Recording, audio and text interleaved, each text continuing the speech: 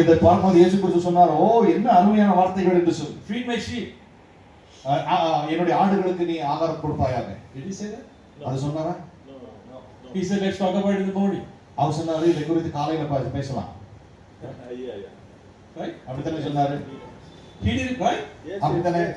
He said let's talk about it in the morning. இதை குறித்து நம்ம காலையில பேசலாம் தான் சொன்னாரு. He said it differently, but that's what he said, right? அவர் கொஞ்சம் வித்தியாசமா சொன்னாரு. ஆனா இதுதானே அந்த இடத்துல மெய்ப்பொருளா இயேசு பாப்போம். What happened in the night? He decided 3 times. வந்துட்டு அந்த இரவுல என்ன நடந்தது அப்படி சொன்னா, அவன் இயேசுவை 3 தடவை மறுதலித்தான் என்று சொல்லி பார்க்கிறோம். How many people here love Jesus? எத்தனை பேர் இந்த இடத்துல இயேசுவை நேசிக்கிறீர்கள்? Are you sure you love Jesus? நீங்கள் இயேசுவை உண்மையாகவே நேசிக்கிறீர்களா? Not everybody said that. Not everybody மேல போறல. எல்லாரும் வந்துட்டு உறுதியா சொல்ல முடியல. நான் வந்துட்டு எல்லாரும் உறுதியா இயேசுவை நீங்க நேசிக்கிறீர்கள் என்று சொல்லிருந்தேன். So not everybody loves Jesus. எல்லாரும் இயேசுவை நேசிக்கிறது இல்ல. Okay. No, I'm saying not everybody raise their hand. எல்லாரும் கரங்களை எடுத்து தூக்கல பாருங்க அதனால. Right? சரியா? So there are at least majority loves Jesus, right? இங்க இருக்கிறதான பெரும்பாலான ஆட்கள் இயேசுவை நேசிக்கிறீர்கள் அல்லவா? Right? சரிங்களா? So message is for you. இயேசு யார் நேசிக்கிறீர்களோ உங்களுக்கு தான் செய்தி. Not for other people. மத்தவங்களுக்கு இல்ல. So I want to ask first, do you love Jesus? முதலாவது நான் கேட்க விரும்புறது இயேசுவை நேசிக்கிறீர்களா? Almost everyone, except 2. ரெண்டு பேரை தவிர வேற எல்லாரும் Okay, good. So Jesus came back and asked Peter, do you love? Next day, after he raised from dead, he said, do you love me, Peter? அவர் மரித்துயிர்த்தெழுந்த பிறகுதான் இயேசுவானவர் பேதுருகிட்ட வந்து கேட்டாரு, நீ என்னை நேசிக்கிறாயா? Now he said yes or no. அவர் என்ன சொன்னா? ஆமான்னு சொன்னானா இல்லன்னு சொன்னானா? Yes. Anybody says he said no? யாராவது இங்க இருக்கிறீங்களா? இல்லங்க அவர் இல்லன்னு சொன்னாரு அப்படி சொல்றவங்க யாராவது இருக்கிறீங்களா? I asked you first, you know the Bible. முதலாவது நான் கேட்டேன் உங்களுக்கு வேதம் தெரியுமான்னு சொல்லி. But now I'm the only one who say he said no. பாருங்க இப்போ நான் மட்டும் தான் கையை வரிச்சு ஆமான்னு சொல்றது வேத பத்திரத்தில் சொல்ல கூடாதுன்னு சொல்லி கொண்டிருக்கேன். Did he say yes or no? அவன் ஆமான்னு சொன்னானா இல்லையா சொல்லுங்க. Yes. He said ஆமா. ஆமா. Read it. Mark, what's it? நீங்க வாசிங்க வேத பத்திரம் என்ன சொல்லுகிறது சொல்லி. So he said, what's the first question? முதலாவது கேள்வி என்ன? More than this. What's the question? Do you love me more than this? He didn't ask, do you love me? He said, do you love me more than? பாருங்க அவர் இயேசு வந்துட்டு பேதுருவை பார்த்து நீ என்னை நேசிக்கிறாயா என்று சொல்லி கேட்கல, இவைகளை பார்க்கிலும் நீ என்னை நேசிக்கிறாயா என்று சொல்லி கேட்டார். Yes Lord, I love you more than these. அவர் வந்துட்டு அந்த இடத்துல பதில் கொடுக்கிறார், ஆமா ஆண்டவரே இதை பார்க்கிலும் நான் உன்னை அதிகமாக நேசிக்கிறேன். Right? சரியா? Yes sir, இந்த பைபிள் வச்சு என்ன சொல்றது? ஆமாவா இல்ல நீங்க பேசணும். சீமோன் பேதுரு யோனாவின் குமாரனாகிய சீமோனே, இவர்களிலும் அதிகமாய் நீ என்னிடத்தில் அன்பாயிருக்கிறாயா என்றார். Right. அதற்கு அவன் ஆம் ஆண்டவரே உம்மை நேசிக்கிறேன் என்பதை நீர் அறிவீர். So did he say yes Lord, I love you more than these? அவர் சொல்றாரு ஆம் ஆண்டவரே இவைகளை பார்க்கிலும் உம்மை நேசிக்கிறேன்னு சொல்லி ஒரு That is the question. அதுதான் கேள்வி அந்த இடத்துல. For the question, what is the answer? அந்த கேள்விக்கு என்ன பதில் கொடுக்கறான்? இல்ல. Right? He didn't say that. அவர் வந்துட்டு இல்லன்னு சொல்லல. You understand? உங்களுக்கு புரியுதுங்களா? கேட்ட கேள்விக்கு பதில் நோ தான். இயேசுவானவர் சொன்ன கேள்வி, அவர் கேட்ட கேள்விக்கு இவருடைய பதில் சரியா இருக்கவில்லை. அது கூட புரியலையா? சிம்பிள் தமிழ் தானே பேர். கேட்ட கேள்வி என்ன? இவர் அனைவரோடு அன்பு செய்றியா? ஆமா ஆண்டவரே நான் இவர் அனைவரோடு அன்பு செய்றேன்னு சொன்னானா? இல்லை. உம்மை நேசிக்கிறேன். நேசிக்கிறேன்னு சொன்னா கேட்ட கேள்வி வர பதில் சொல்லு. புரியுது? What's the second question? இரண்டாவது கேள்வி என்ன? இரண்டாவது அவர் அவனை நோக்கி யோனாவின் குமாரனாகிய சீமோனே நீ என்னிடத்தில் அன்பாயிருக்கிறாயா? So is it the same question? No. இது வந்து அதே கேள்வி திரும்ப கேட்டாரா? இல்லங்க இது வித்தியாசமான ஒரு கேள்வி. So now dial down the question. இப்போ வந்துட்டு ஆண்டவர் வந்து அந்த கேள்வியை இன்னும் கொஞ்சம் சுலபமாக்கினார். But do you at least love me? நம்ம இந்த சுலபமாக்கினாவது நம்ம இந்த கேள்வி பதில். Yes Lord, I love you. Did he say that? அவன் வந்துட்டு ஆமா ஆண்டவரே உம்மை நேசிக்கிறேன்னு சொன்னானா? நேசிக்கிறேன் இல்ல, அங்க அன்பு செய்றேன்னு சொன்னானா? அன்பு செய்றேன்னு சொன்னானா? நேசிக்கிறேன்னு ஒண்ணு இல்ல. Right? நீ அன்பு செய்றேன்னா கேள்வி அன்பு செய்றேன்னு சொன்னானா? ஆண்டவரே உம்மை அப்ப ஆன்சர் நோ தானே? இல்ல தானே விளங்குதா? Third time என்ன கேட்டார்? What did he ask third time? மூன்றாவது முறை அவர் என்ன கேள்வி கேட்கிறார்? Now it's a different question. இப்போ இது வித்தியாசமான ஒரு கேள்வி. Now he's saying, do you at least phileo you. I mean, snake, friend very. இப்போ வந்துட்டு தான் கேள்வி கேட்கிறார். மூன்றாம் முறையா அன்பு செய்கிறாயா என்ற கேள்வி கேட்கிறது. இன்னும் கொஞ்சம் அவர் கீழே இறங்கி வந்து நேசிக்கிறாயா என்று சொல்லி கேட்கிறார். The love means agape. அன்பு என்று சொன்னால் agape. Phileo is snake. philoe அப்படி சொன்னாக்க நட்பு. Just a friendly love. நண்பர்கள் கூடியதான நட்பு. So now he's saying, do you at least love me like a friend? அவர் இப்ப கேக்குறாரு, நீ என்ன நண்பனாக அத்தனை சிநேகிதனாவது நீ என்ன சிநேகிக்கிறாயா அப்படின்னு கேக்குறாரு. Couldn't say yes, he said yes, but you know.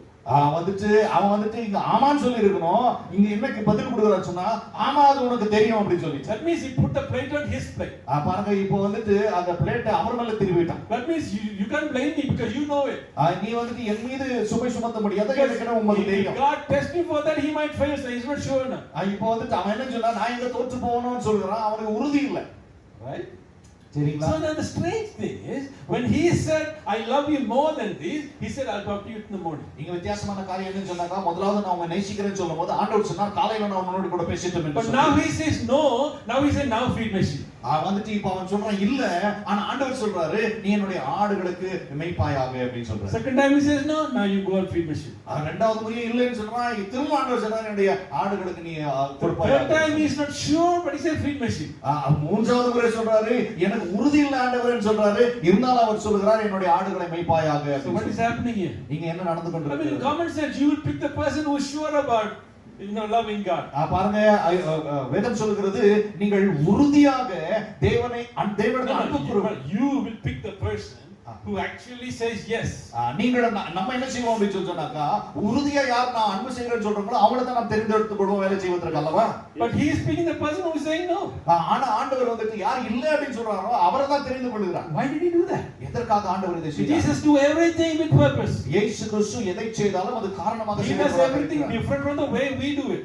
நாம் செய்கிறதை பார்க்கிலும் இயேசு செய்கிறது எல்லாம் வித்தியாசமாக His இருக்கும். ways are higher than our ways. நம்முடைய வழிகளை பார்க்கிலும் வழி His உயர்ந்தது. thoughts are higher than our thoughts. அவருடைய எண்ணங்கள் நம்முடைய எண்ணங்களை பார்க்கிலும் உயர்ந்தது. So now what is happening here? இந்த இடத்துல நடக்கிறதான காரியம் தான் என்ன? Do you know what he is thinking? அவர் என்ன யோசித்துக் கொண்டிருக்கார் உங்களுக்கு தெரியுமா?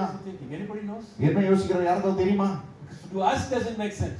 நமக்கு அது எந்த விதமான வித்தியாசம் For him ஏற்படுத்தாது. it makes sense. ஆனா அவருக்கு அது மிக அவசியம். Why does it make sense to him? அவருக்கு ஏன் அது மிக முக்கியமாக இருக்கிறது? If you understand, you will know how to qualify for Jesus. நீங்கள் இதை புரிந்து கொள்ளுகிறதால் இயேசு கிறிஸ்துவுக்காக நான் எப்படி பிரயோஜனமாக இருக்க முடியும் என்று சொல்லி அறிந்து கொள்ள Because you முடியும். want God to pick you. நீங்கள் ஆண்டவர் என்னை தெரிந்தெடுத்துக் கொள்ள வேண்டும் என்று சொல்லி விரும்புகிறீர்கள். But you might be doing something like Peter did before Jesus died. இயேசு கிறிஸ்து மரிப்பதற்கு முன்பதாக பேதுரு எதை பின்பற்றிக் கொண்டிருந்தான் செய்து கொண்டிருந்தானோ அதை போல நீங்களும் நானும் செய்து கொண்டிருக்கிறோம். God use me, God, to shake this world. நாம் ஆண்டவரிடத்தில் ஜெபம் பண்ணலாம், ஆண்டவரே இந்த உலகத்தை கலக்க முடியாத நீர் என்னை உபயோகப்படுத்தும். God said we'll talk about it in the morning. அவர் சொல்றாரு, காலையில நான் இதை குறித்து உங்களோட பேசுறேன். Next day you go and pray. அடுத்த நாள் நம்ம போய் நம்ம ஜெபிக்கலாம். God, I really love you. I love you more than all these people. ஆண்டவர்கிட்ட சொல்லலாம், ஆண்டவரே நான் உங்களை உண்மையா நேசிக்கிறேன், இந்த ஜனங்களை பார்க்க உண்மையா நேசிக்கிறேன் என்று சொல்லலாம். Talk about it in the morning. ஆனா வந்துட்டு காலையில இத பத்தி பேசலாம்னு சொல்லுவாரு. But that's what that when if you understand what he is thinking, நாம் அவர் என்ன யோசிக்கிறார் என்று சொல்லி புரிந்து கொள்வோமா, you know what he is looking for. அவருக்கு அவருடைய தேவை என்ன என்று சொல்லி நமக்கு ஒரு புரிதல் ஏற்படும். Not looking for who can pray so mightily. வந்துட்டு யாரும் மிக வல்லமையா ஜெபம் பண்றாங்க அவங்கள ஆண்டவர் தெரிந்து கொள்ளணும்னு He's not சொல்றாரு. thinking the way we think. நம்ம யோசிக்கிறது போல ஆண்டவர் யோசிக்கிறது இல்லை. He is not thinking how long you can fast.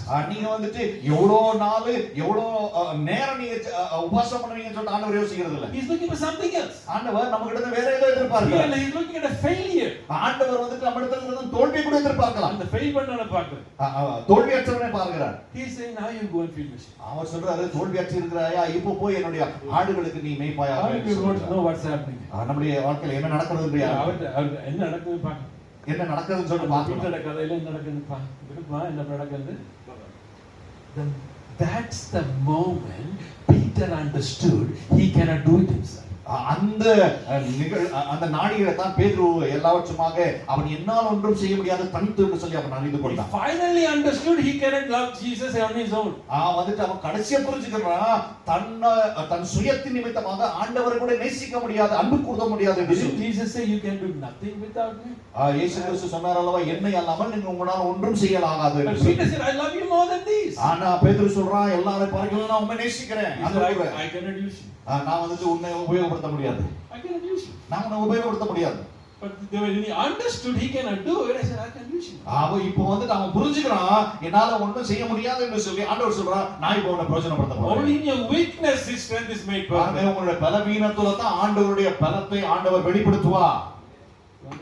உங்களுக்கு புரியுதுங்களா? You know how Jesus did it? இயேசு கிறிஸ்து எப்படி செய்தார் உங்களுக்கு தெரியுமா? I don't speak anything unless I hear from my Father. பாருங்க என்னுடைய தகப்பனிடத்துல இருந்து நான் கேட்கிறவரும் என்னால எதுவும் செய்ய முடியாது என்று சொன்னார். I won't do anything unless I see my Father doing. பாருங்க நான் வந்து என்னுடைய தகப்பன் செய்கிறதை பார்க்க மட்டுமாக என்னால் ஒன்றும் செய்ய முடியாது. You know why God qualified Jesus? இயேசு கிறிஸ்து உங்களை எதற்காக தெரிந்தெடுத்துக் கொண்டார்னு He சொல்லுங்க. knew he can't even speak. அவன் வந்துட்டு பேச கூட முடியாதுன்னு சொல்லி தெரியும். He knew he can't do a single miracle. அவரால ஒரு அற்புதம் கூட செய்ய முடியாதுன்னு சொல்லி அவர் அறிந்திருந்தார். Father said, I will use you. ஆனால் ஆண்டவர் சொல்றார் நான் உம்மை உபயோகப்படுத்த போகிறேன். This is my beloved son in whom I am well pleased. அவர் பார்த்து சொல்றார் இதுதான் என்னுடைய பிரியமான குமாரன் இவரிலே நான் பிரியமாக இருக்கிறேன். He was pleased because he completely understood in the flesh there's nothing he can do.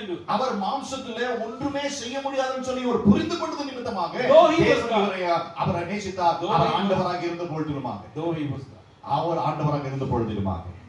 So now why you know why God is not using everybody is asking. இப்போ வந்துட்டு நமக்கு புரியணும் ஏன் ஆண்டவர் நம்ம உபயோகப்படுத்தல எல்லாரும் கேட்கறதான கேள்விக்கு பதில். Right? சரிங்களா? That is just a tiny introduction. பாருங்க இது வந்துட்டு ஒரு சின்ன ஒரு முன்னுரை தான். Because sometimes I go to pastors. நான் வந்துட்டு சில நேரத்துல பாஸ்டர்ஸ் மீட்டிங் போறேன். People come with an attitude. அவங்க வந்துட்டு அவங்க ரொம்ப வித்தியாசமான எண்ணத்தோட கூட வராங்க. I mean at least they know something. அவங்களுக்கு எல்லாம் தெரியும்ன்றதான ஒரு எண்ணம். Come and sit in the they slouch into the seat. அவங்க வந்துட்டு சீட்ல வந்து அப்படியே பெரிய கம்பீரமா உட்கார்றாங்க. I start talking. நான் பேச ஆரம்பிக்கும் போது 30 minutes they sit up straight. 30 நிமிஷம் கழித்து அவங்க எல்லாரும் வந்துட்டு கம்பீரமா நேரா உட்காருவாங்க. அதுக்கு பிறகு நோட்ஸ் எடுக்க ஆரம்பிச்சறாங்க. சரிங்களா? So one guy took 24 pages of notes. ஒரு நபர் இருந்தார் அவர் 24 பக்கத்துல எழுதினார். He came 3 years ago I preached and he came back again in this year. 3 வருடத்துக்கு முன்னதாக என்னுடைய பிரசங்கத்தை கேட்டவர் இப்பொழுது அவர் மீண்டுமாக வந்தார். He said I'm preaching everywhere. நான் எல்லா இடத்துலயும் போய் பிரசங்கம் I'm preaching to other pastors. நான் வந்து வேற ஊழியக்காரர்களுக்கும் பிரசங்கிக்கிறேன். He's very young guy. அவர் வந்து ரொம்ப மிக வாலிபன். But he's very strong. He said I need to preach. அவர் வந்துட்டு மிக உற்சாகம் உள்ளவர் எப்பவுமே சொல்றாரு நான் பிரசங்கிக்கிறேன். He wants to know more. அவர் வந்து இன்னும் பெருசா தெரிஞ்சுக்கணும். So I want people like that. நான் அந்த மாதிரி விருப்பம் உடையவர்கள் I don't want you to sit down and listen for yourself, but I want this to go somewhere. பாருங்க வருஷ கணக்குல படிச்சுட்டே புரிந்து கொள்கிறேன்னு சொல்கிறவர்கள் அல்ல கேட்ட உடனே வெளியே போய் ஊழியம் செய்கிறவர்கள். So today you're going to hear something you never heard in your life. இன்றைக்கு நீங்கள் உங்களுடைய வாழ்க்கையில கேட்காத சத்தியத்தை கேட்க போகிறீர்கள். You need to do something with that. ஆனால் அதோடு கூட நீங்களும் ஒரு காரியத்தை செய்ய வேண்டும் என்று சொல்லி விரும்புகிறேன். பயன்படுத்து. அதை பிரயோஜனப்படுத்த வேண்டும். Right? ஆமா. That means you don't want to be the ground like the wayside. பாருங்க நீங்க வந்துட்டு வழியருகிலே இருக்கிறதா நிலத்தை போல இருக்க கூடாது. Don't hear today and go on the other side. இன்றைக்கு கேட்டோம் நாளைக்கு அப்புறமா போயிடுச்சு அப்படி சொல்றது good ground. அது வந்து நல்ல நிலத்தை போல இருக்கணும். The way to stay there. நீங்க வந்துட்டு அது உங்களுக்கு நிலைத்து இருக்கணும். So this one pastor is a good ground. ஒரு இந்த போதகர் நான் சொன்னதான போதகர் வந்து அவர் ஒரு நல்ல நிலமாக இருந்தார். There are many pastors like that. அந்த மாதிரி நிறைய போதகர்கள் I want everybody here to be like that. பாருங்க அது போல இங்க இருக்கிறதால நீங்கள் எல்லாரும் இருக்க வேண்டும் என்று சொல்லி நான் சொல்றேன். Even in the good ground they produce 30 60 100. பாருங்க நல்ல நிலத்துல கூட 30 60 100 மாக கனி கொடுக்கிறவர்கள் Not everybody produce 100. எல்லாரும் மாக 100க்கு 100 கனி கொடுக்கல. Right? அப்படி தானே? உண்மை தானே? Okay. So let's ask you. I can talk a lot, but then my time is limited. So let's go into the message. பாருங்க என்னால நிறைய பேச முடியும் ஆனா எனக்கு நேரம் ரொம்ப குறைவா இருக்கிறதுனால தேவனுடைய செய்தி. But in the parable of the sower, he said, அந்த விதைக்கிறவனுடைய ஊமையில ஆண்டவர் என்ன சொல்றார்? You know, they asked him like, why do you talk in parables? அவர்கிட்ட கேட்டாங்க ஏன் ஆண்டவர் எல்லாமே ஊமையில பேசுகிறீர்கள் என்று சொல்லி. For them is story, for you is mystery. அவங்க வந்துட்டு அவர் சொன்னாரு அவர்களுக்கு கதை ஆனால் இது உங்களுக்கு ஒரு ரகசியம் என்று. It has been given to you to know the mysteries. அவர் சொல்கிறார் இது உங்களுக்காக ரகசியங்களை நீங்கள் கற்றுக்கொள்வதற்காக கொடுக்கப்படுகிறது. கற்றுக்கொள்ள வேண்டும் உங்களுக்கு தந்திருக்கு கிடைச்சது. கற்றுக்கொள்ள அந்த தந்திருக்கிறார். கற்றுக்கொள்ள வேண்டும் என்று உங்களுக்கு கிடைச்சது. So there are lots of truth that you can just read and go. பாருங்க இந்த இடத்துல நிறைய சத்தியங்கள் இருக்கிறது நீங்கள் இதை வாசித்து விட்டு கடந்து சென்று விடலாம். But there are truths inside. ஆனால் அதற்குள் சத்தியம் உண்டு. So much. அதில் நிறைய சத்தியம் has been given to you to know. அது உங்களுக்காக கொடுக்கப்பட்டிருக்கிறது, நீங்கள் அதை அறிந்து கொள்ள He முடியும். says the same measure you measure will be measured back to you. ஆண்டவர் சொல்லுகிறார், நீங்கள் அளக்கிறதான அளவிலே உங்களுக்கு அது திரும்ப அளக்கப்படும் என்று சொல்லி. He will not put the light inside and cover it under a bushel. ஆண்டவர் சொல்லுகிறார், ஒரு வெளிச்சத்தை நெருப்பை எடுத்து அதை மரக்கால் போட்டு மூட மாட்டோம் என்று சொல்லுகிறார். The word is filled with light inside. பாருங்க, இந்த வார்த்தை உள்ள ஒளியினால் நிரப்பப்பட்டிருக்கிறது. He won't cover it. அவர் அதை மூடி வைக்க மாட்டார். There will be nothing that will be uncovered. He said everything will be revealed. அவர் சொல்லுகிறார், எதுவுமே மறைத்து வைக்கப்பட முடியாது, எல்லாமே வெளியரங்கமாக்கப்பட்டிருக்கிறது. மறைக்கக்கூடிய மறைபொருள் இல்லை என்று இருக்குல்ல? இருக்குல்ல? Right? But then he said the same measure you measure will be measured back to you. அதோடு கூட இப்படியாக சொல்லுகிறார், நீ எந்த அளவினால் அளக்கிறீர்களோ அதே அளவினால் உங்களுக்கு அளக்கப்படும் என்று சொல்லி. Okay? So if you really want it, உங்களுக்கு இது உண்மையாகவே தேவை என்று சொன்னால், if you do what it takes to get the revelation, நீங்க வந்துட்டு உங்களுக்கு வெளிப்பாடுக்கு என்ன செய்ய வேண்டுமோ அதை நீங்கள் செய்வீர்களே, if you become the person that God can reveal that to you, நீங்கள் வந்துட்டு தேவன் உங்களுக்கு வெளிப்படுத்தக்கூடியதான நபராக நீங்கள் மாறுவீர்கள் என்றால், then He will reveal it. ஆண்டவர் உங்களுக்கு அதை வெளிப்படுத்துவார். Nothing will be hidden. உங்களுக்கு மறைபொருள் ஒன்றும் இருக்காது. It's there. அது இருக்குது. The same parable. அது இதே உண்மையில இருக்கிறது. Right? சரிங்களா? But the same measure you measure will be measured. ஆனா நீங்கள் எந்த அளவுனால நீங்கள் அளக்கிறீர்களோ அதே அளவுனால உங்களுக்கு அளக்கப்படும். Now it's up to you. இது இப்போ உங்களுடைய கரங்களில் எவ்வளவு உங்களுக்கு தேவை. Right? ஆமா. So now you found out the Peter story, everybody read it wrong. பாருங்க, இப்போ வந்து பேதுருடைய கதையை நம்ம பார்த்தோம், எல்லாரும் தவறாக அதை படித்தோம் என்று சொல்லி அறிந்து கொண்டோம். There was some light inside, you missed it. பாருங்க, அதுக்குள்ள ஒரு ஒளி இருந்தது, ஆனால் அது நமக்கு மறைக்கப்பட்டிருந்தது. Now you know how to qualify for God. பாருங்க, இப்போ ஆண்டவருக்கு ஏற்றதாக நாம் எப்படி மாற்றிக்கொள்ள முடியும் என்று நாம் அறிந்திருக்கிறோம். Right? சரியா? Very simple. ரொம்ப சுலபமா. Right? Jesus did it. இயேசுவே செய்தார். Right? Okay, now let's ask a question. இப்பொழுது ஒரு So I'm going to go from Genesis to Revelation in the next 2.5 hours. பாருங்க, இன்னொரு 2.5 மணி நேரத்துக்குள்ளதாக வந்துட்டு நான் ஆதியாகமத்திலிருந்து இருந்து வெளிப்படுத்தின சுவிசேஷத்தை வரை வேத புத்தகத்துல உங்களை கொண்டு போக போகிறேன். Okay? சரிங்களா? Genesis will spend hour and a half, 2 hours, and then the rest of the Bible will spend another hour and a half. பாருங்க, ஒரு 1.5 மணி நேரம் ஆதியாகமத்தை பார்க்க போறோம். அதுக்கு பிறகு மத்த வேதாகமத்துல இன்னொரு 1.5 மணி நேரம் I need 2 hours, but I don't have that time, so let's do hour and a half. பாருங்க, 2 மணி நேரம் எனக்கு வேணும், ஆனா எனக்கு அவ்வளவு நேரம் இல்ல, அதனால 1.5 மணி நேரம் செய்யலாம். Okay, first thing, how did God create man? முதலாவது கேள்வி, மனுஷனை ஆண்டவர் எப்படி ஆக சிருஷ்டித்தார்? Just one person. His own image, his own likeness. How did he do it? என்ன சிறந்த கேள்வி இல்ல, எப்படி சிறந்த கேள்வி? Anybody? எதனால சிருஷ்டித்தார்? How? எப்படி Get சிருஷ்டித்தார்? out of the dust. வாயில் வார்த்தையாலும் சரி, அது எப்படி சிறந்த கேள்வி? Just out of the dust of the ground. He made a man and breathed his breath of life. The master of man. Man make a living சரி, soul. so out of the dust எடுத்து breathe பண்ணி create பண்ணு. Everybody agrees with that? எல்லாரும் அதுக்கு ஒப்புதல் தெரிவிக்கிறீங்களா? எப்படி தான் சிருஷ்டித்தார்? எல்லாரும் ரெடி பண்றீங்களா? எல்லாரும் ஒத்துக்கிறீங்களா? அப்படி சொல்றாரு, மண்ணால அவர் எடுத்து சிருஷ்டித்தார். breathe பண்ணி create பண்ணாரு. மண்ணால அவரை உருவாக்கி நாசில சுவாசத்தை விடாரம் ஜீவாத்மாவானா. என்ன சொன்னாலும் தவறா தான் இருக்கு, தெரியும் இல்லையா? பேசா இருக்காங்க.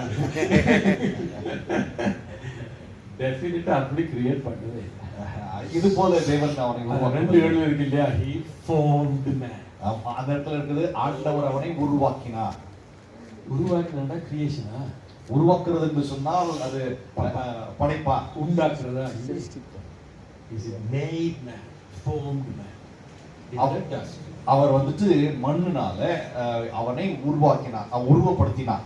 Question is, how did he create? எப்படி உண்டாக்கி? இப்போ கேள்வி என்ன சொன்னா, மனுஷனை எப்படி உண்டாக்கினார்? உருவாக்கினாருக்கும் உண்டாக்கினாருக்கும் வித்தியாசம். So definitely that's not the scripture. அப்போ வந்துட்டு அந்த வசனம் அதுக்கு சம்பந்தப்பட்டதல்ல. So how did he create? எப்படியாக அவர் அவனை உண்டாக்கினார்? Because the thing is, Peter didn't know that he didn't know. He couldn't do it. பாருங்க, பேதுருவுக்கு அவனுக்கு தெரியாது என்று சொல்லி பேதுருவுக்கு தெரியாது. So if we read Revelation chapter 3, those who are the synagogues of Satan are calling themselves Jews. பாருங்க, வெளிப்படுத்தத்துல நான் பார்க்கிறதான வழிகளில சாத்தானுடைய சினகாகில இருந்தவர்கள் தேவனுடைய ஊழியர்கள் என்று சொல்லி அழைக்கப்பட்டு கொண்டிருந்தார்கள். You know the church Philadelphia. Philadelphia they will come and bow down to you. வந்துட்டு அவங்க வந்துட்டு கீழ இறங்கி வந்தது நமக்கு தெரியும். சரியா? The Laodicean church. The Laodicean. லவோதிக்கே சபை. They said, we are rich and powerful. அவங்க சொன்னாங்க நாங்க வந்துட்டு ஐஸ்வரியவான்களாக இருக்கிறோம், வல்லமை நிறைந்தவர்களாக இருக்கிறோம். God said you are wretched and poor. அவர் ஆண்டவர் சொல்றார் நீங்கள் வெறுமையுள்ளவர்களாகவும் நிர்வாணிகளுமாக ஏழைகளாக இருக்கிறீர்கள் என்று. They didn't know what they are. பாருங்க, அவர்கள் யார் என்று சொல்லி அவர்களுக்கு தெரியாது. So one person thinks they are the Jews, but they are synagogues of Satan. பாருங்க, ஒருவர் யோசித்துக் கொள்கிறார் நான் யூதர்கள் என்று சொல்லி, ஆனால் அவர்கள் சாத்தானுடைய சினவாகல இருக்கிறாங்க. Another church thinks that they are powerful and rich, and they are saying you are naked and wretched. இன்னொரு சபை நினைக்குது நாங்க வல்லமை நிறைந்தவர்கள், நாங்கள் ஐஸ்வரியவான்களாக இருக்கிறீர்கள் என்று சொல்லி, ஆனால் ஆண்டவர் சொல்லுகிறார் நீ வந்துட்டு வெறுமையும் நிர்வாணியாக இருக்கிறாய் என்று சொல்லுகிறாய். And blind. நீ குருடராக இருக்கிறீர்கள். So thing is, first you should know what you are not. பாருங்க, நீங்கள் யார் இல்லை என்று சொல்லுகிறதை முதலாவது நீங்க தெரிந்து கொள்ள வேண்டும். Then you should find out who you are. அதுக்கு பிறகுதான் நான் யார் என்று சொல்லி தெரிந்து கொள்கிறதுக்கு முயற்சி செய்ய வேண்டும். So now we'll go into find out who we are.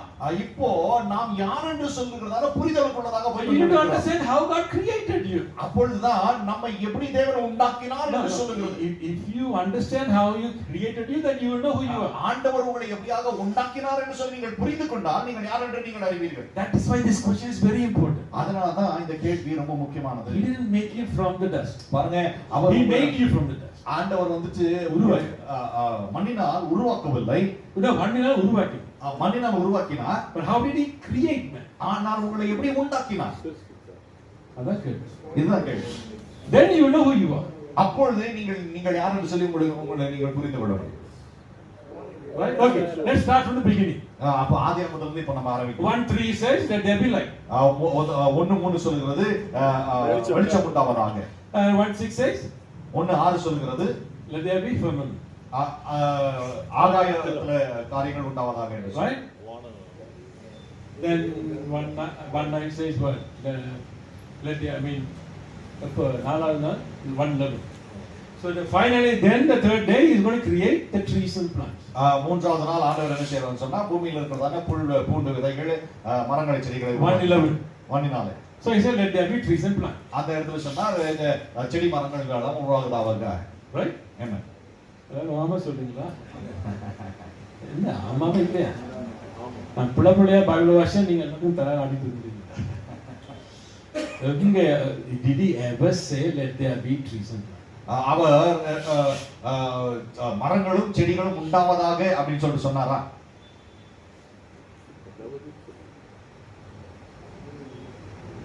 Bible வாசிக்கீங்க.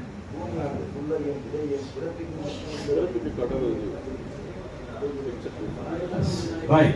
So why did he not say let there be trees and plants? ஏன் அவர் வந்துட்டு மரங்களும் செடிகளும் இருப்பதாக அப்படின்னு சொல்லல? ஏன் சொல்லல? First is let there be light, let there be firmament, let there be trees, let there be animals. Come on. பாருங்க, அவர் எப்படி சொன்னாரு? அது வெளிச்சம் உண்டாவதாக, ஆகாய வறட்சி உண்டாவதாக, செடிகள் மரங்கள் எல்லாம் உண்டாவதாக அப்படின்னு சொல்றாருங்களா? அது ஏன் why did he change? ஏன் இப்போ இந்த செடி மரங்கள் கிட்ட வந்தவன வார்த்தை மாறுகிறது? Anything he says has a meaning and reason. பாருங்க, வேத புத்தகத்துல சொல்லப்படுகிறதான எல்லா வார்த்தைகளுக்கும் ஒரு காரணமும் அர்த்தமும் உண்டு. He couldn't have said let there be trees. அவர் வந்துட்டு செடிகள் உண்டாவதாக அப்படின்னு சொல்லி இருக்க முடியாது. ஏன் முடியாது? யோசிக்கவே இல்லை. அது the reason is creating life. பாருங்க, இப்போ என்னன்னு சொன்னா உண்டாவதாக ஏன் சொல்ல முடியலன்னு சொன்னா அவர் ஜீவனை உருவாக்கி கொண்டிருக்கிறார். Life is only inside of him. பாருங்க, ஜீவன் அவருக்குள் மட்டும்தான் இருக்கிறது. There's nothing, no life outside. அவரை அல்லாம அவருக்கு வெளியில உயிர் இல்ல. The evolution theory thinks life came out of nothing. பாருங்க, இந்த evolution theory வந்து சொல்லப்படுகிறது ஒண்ணுமே இல்லாத உயிரினங்கள் பெருகி வந்தது என்று சொல்லி. உயிர் இல்லாத உலகத்துல இந்த பிரபஞ்சத்துல இருந்து உயிர் வந்ததுன்னு சொல்றாங்க. அது நடக்காது. அது அப்படி அல்ல. Right? So the thing is life can only come from inside of God. பாருங்க, இந்த உயிர் என்று சொல்கிறது உயிரில் இருக்கிறதான தேவ நிமித்தமாக தான் வெளியில வர முடியும். He even couldn't say let there be trees. அவர்னால வந்துட்டு மரங்கள் உண்டாவதாக என்று சொல்ல முடியாது. He said let the earth bring forth trees and plants. அவர் வந்துட்டு சொல்லுகிறார் இந்த விருட்சங்கள் செடி மரங்களை கொண்டு வருவதாக என்று சொல்கிறார். Now he is telling the earth to do it. இப்ப பாருங்க இது பூமியை நோக்கி பார்த்து சொல்கிறதான காரியம். How does earth know how to do it? பாருங்க இது பூமிக்கு எப்படி தெரியும் அது எப்படியாக செய்ய Why is he வேண்டும்? giving his job of creation to the earth? பாருங்க இவருடைய உருவாக்குறதான காரியத்தை ஏன் இப்போது பூமியின் இடத்துல கொடுக்கிறார்? Earth is not a creator. பாருங்க இந்த பூமியானது உருவாக்கப்படுகிறதான ஒன்று அல்ல. No, அது ஒரு creator. It's not a creator. அது உண்டாக்குற சக்தி உண்டாக்குறதான ஒரு திறன் இந்த பூமிக்கு இல்ல. Can the earth create anything? பாருங்க இந்த பூமியை ஏதாவது உண்டாக்க முடியுமா? It doesn't have any brain. There's no power. அதுக்கு வந்துட்டு ஞானம் இருக்கிறதா? அதுக்கு வல்லமை இருக்கிறதா? Only God is the creator. இப்ப பாருங்க ஆண்டவர் ஒருவரே உருவாக்குகிறவர். How can he give the work to the earth? இப்போ அத வந்துட்டு எப்படி இந்த பூமிக்கு கொடுக்க முடியும்? But the earth did it. ஆனால் இந்த பூமி செய்தது. But he didn't do it. He brought forth. அது வந்துட்டு அது உண்டாக்கவில்லை, அதில் இருந்து அது வெளியில கொண்டு வந்தது. Brought forth means giving birth to something. வெளியில கொண்டு வருகிறதுன்னு சொன்னால் ஒன்றுக்கு வந்துட்டு உயிர் கொடுக்கிறது, பிறக்கிறது. சரியா? அதாவது brought forth இங்கிலீஷ்ல ஒரு வேர்ட் இதுல முளைப்பிக்கிறது, ஜெனிப்பிக்கிறது, பிறப்பிக்கிறது மூணு வேர்ட் மாதிரி ட்ரான்ஸ்லேட் பண்ணி பார்த்தாங்க. சேம் வேர்ட், ஒரே வார்த்தை தான். brought forth தான். That means Mary brought forth Jesus. It's being male child. இப்போ எப்படி வந்துட்டு மரியாள் வந்துட்டு இயேசு கிறிஸ்துவை பெற்றெடுத்தார்கள் என்று சொல்லுகிறோமோ எல்லாம் ஒரே வார்த்தை தான். Right? So now what happened is God spoke to the earth. இப்ப பாருங்க ஆண்டவர் இந்த பூமியை பார்த்து பேசினார். In the parable of the sower, God said, "My word is the seed." பாருங்க விதைக்கிறவனுடைய ஊமையில ஆண்டவர் சொல்றாரு என்னுடைய வார்த்தையே விதையா இருக்கிறது. So the seed went inside the earth. பாருங்க ஆண்டவருடைய வார்த்தையான விதை பூமிக்குள் நுழைந்தது. Now what happens when a seed goes inside a woman or in a female animal or anything? பாருங்க ஒரு வித்தானது ஒரு பெண்ணுடைய சரீரத்துக்குள்ள உடலுக்குள் பிரவேசிக்கும் பொழுது அது மிருகங்களுக்குள்ள பிரவேசிக்கும் பொழுது என்ன நடக்கிறது?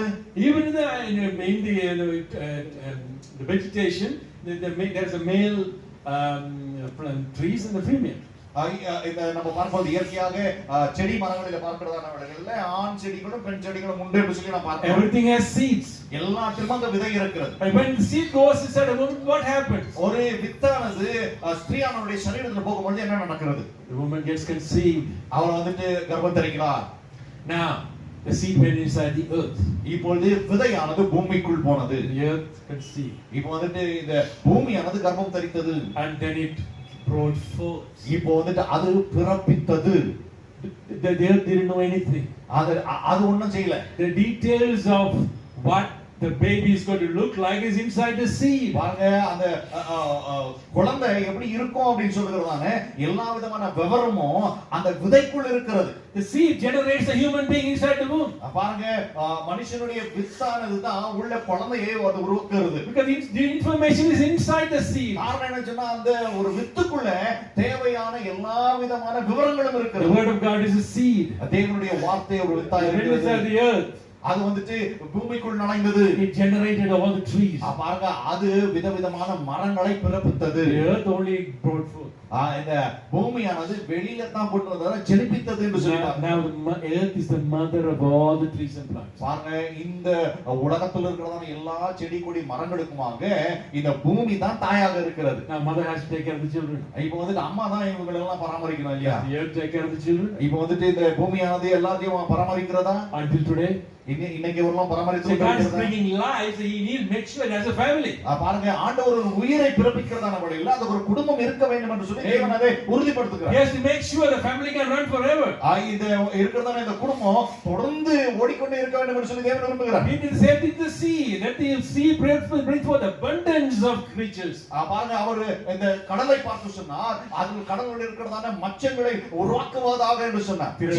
திரளான மச்சங்களை உருவாக்குவார். That's why they have more creatures. அதனால தான் இப்ப கடல்ல பார்த்தீங்க சொன்னா திரளான ஒரு மிருக ஜீவன்கள் இருக்கு. Now sea is the mother and mother is taking care of the children. பாருங்க அந்த ஒரு கடல் தாயாக இருக்கிறது. தாய் அங்க இருக்கிறதான அந்த பிள்ளைகளை எல்லாம் பராமரித்துக் கொண்டிருக்கிறார். God did the same thing to the earth about the animals and the animals came forth and the earth is taking care of the animals. அதே தான் இந்த பூமியில திருப்பி சொன்னார் மிருக ஜீவன்களை அவர் உருவாக்கினார். மிருக ஜீவன்களை பாதுகாத்துக் கொண்டிருக்கிறார். Creatures have to stay with their mother and the animals have to stay with their mother. பாருங்க கடல்ல இருக்கிறதான மிருகங்கள் அதோட தாயோடு கூட இருக்க வேண்டும். பூமி மேல இருக்கிறதான மிருகங்கள் அதோட தாயோடு கூட இருக்க வேண்டும். Fish cannot live on the earth and the same thing dog cannot live on the sea.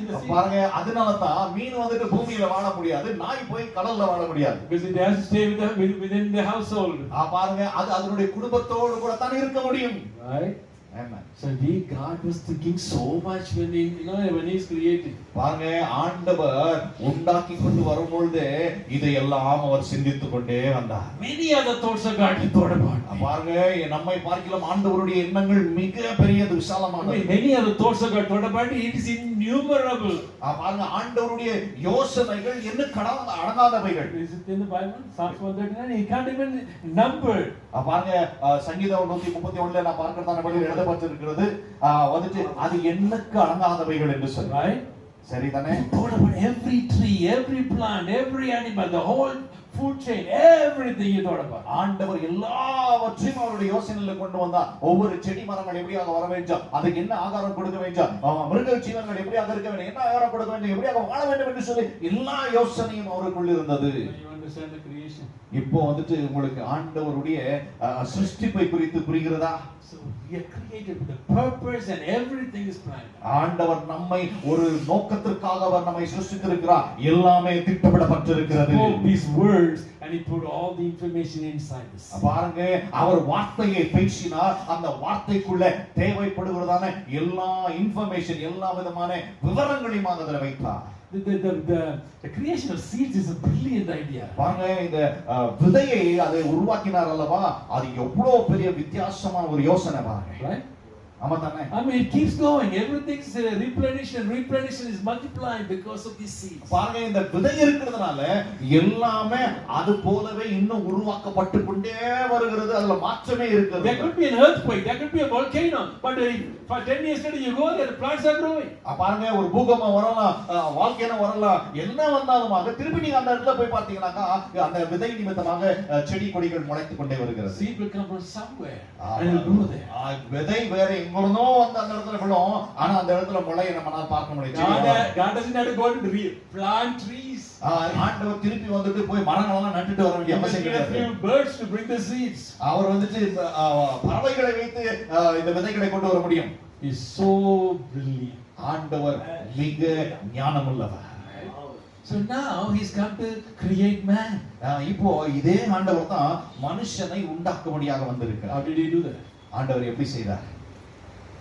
Any idea? I've given you the clues. பாருங்க, உங்களுக்கு நிறைய விவரங்களை நான் கொடுத்திருக்கிறேன். இப்போ நீங்க யோசிக்கணும் எப்படி செய்திருப்பாருன்னு சொல்லி ஒரு யோசனை சொல்லுங்க. How did He do that? எப்படி ஆண்டவர் மனுஷனை உருவாக்கினார், உண்டாக்கினார்?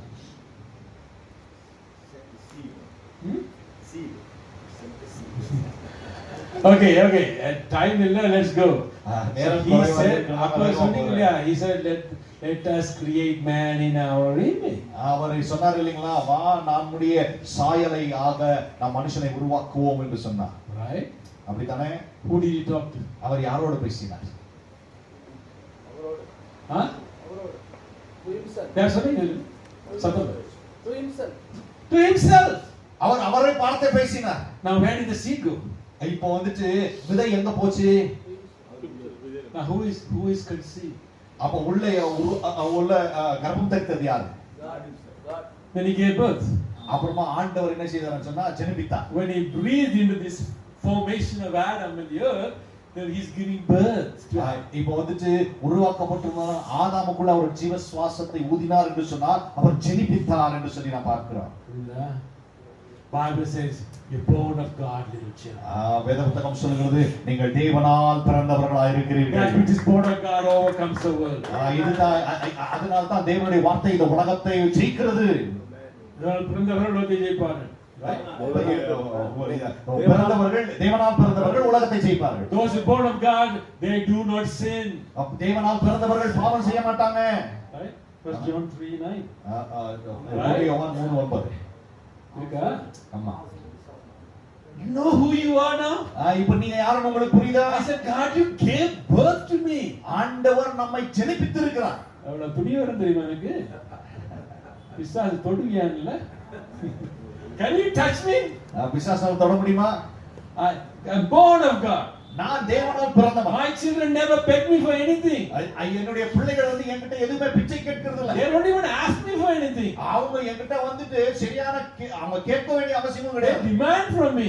அவங்க வந்துட்டு என்னிடத்துல வந்து டிமாண்ட் பண்றாங்க, உறுதியா கேக்குறாங்க. உரிமையா கேக்குறாங்க. உரிமையா கேக்குறாங்க. I mean, tomorrow morning they have something they have to take it to school at 8 o'clock, and she'll come and tell me at 10:30 in the evening, I need it, Daddy, tomorrow morning. பாருங்க, காலையில 8 மணிக்கு ஸ்கூலுக்கு எதை எடுத்துட்டு போகணும்னு சொன்னாக்கா எனக்கு சாயந்தரம் 10:30 மணிக்கு வந்து சொல்லுவாங்க, நாளைக்கு இதை நான் எடுத்துட்டு போகணும். I said, why didn't you tell me before the stores closed? நான் வந்துட்டு அவங்களை கேட்டேன்னு சொன்னாங்க, கடை அடைக்கிறதுக்கு முன்னாடியாவது ஏன் சொல்லல? They close at 8 o'clock. அவங்க வந்துட்டு 8 மணிக்கே கடை அடைச்சிடறாங்கன்னு வச்சுக்கலாம். Right? ஆமா தானே?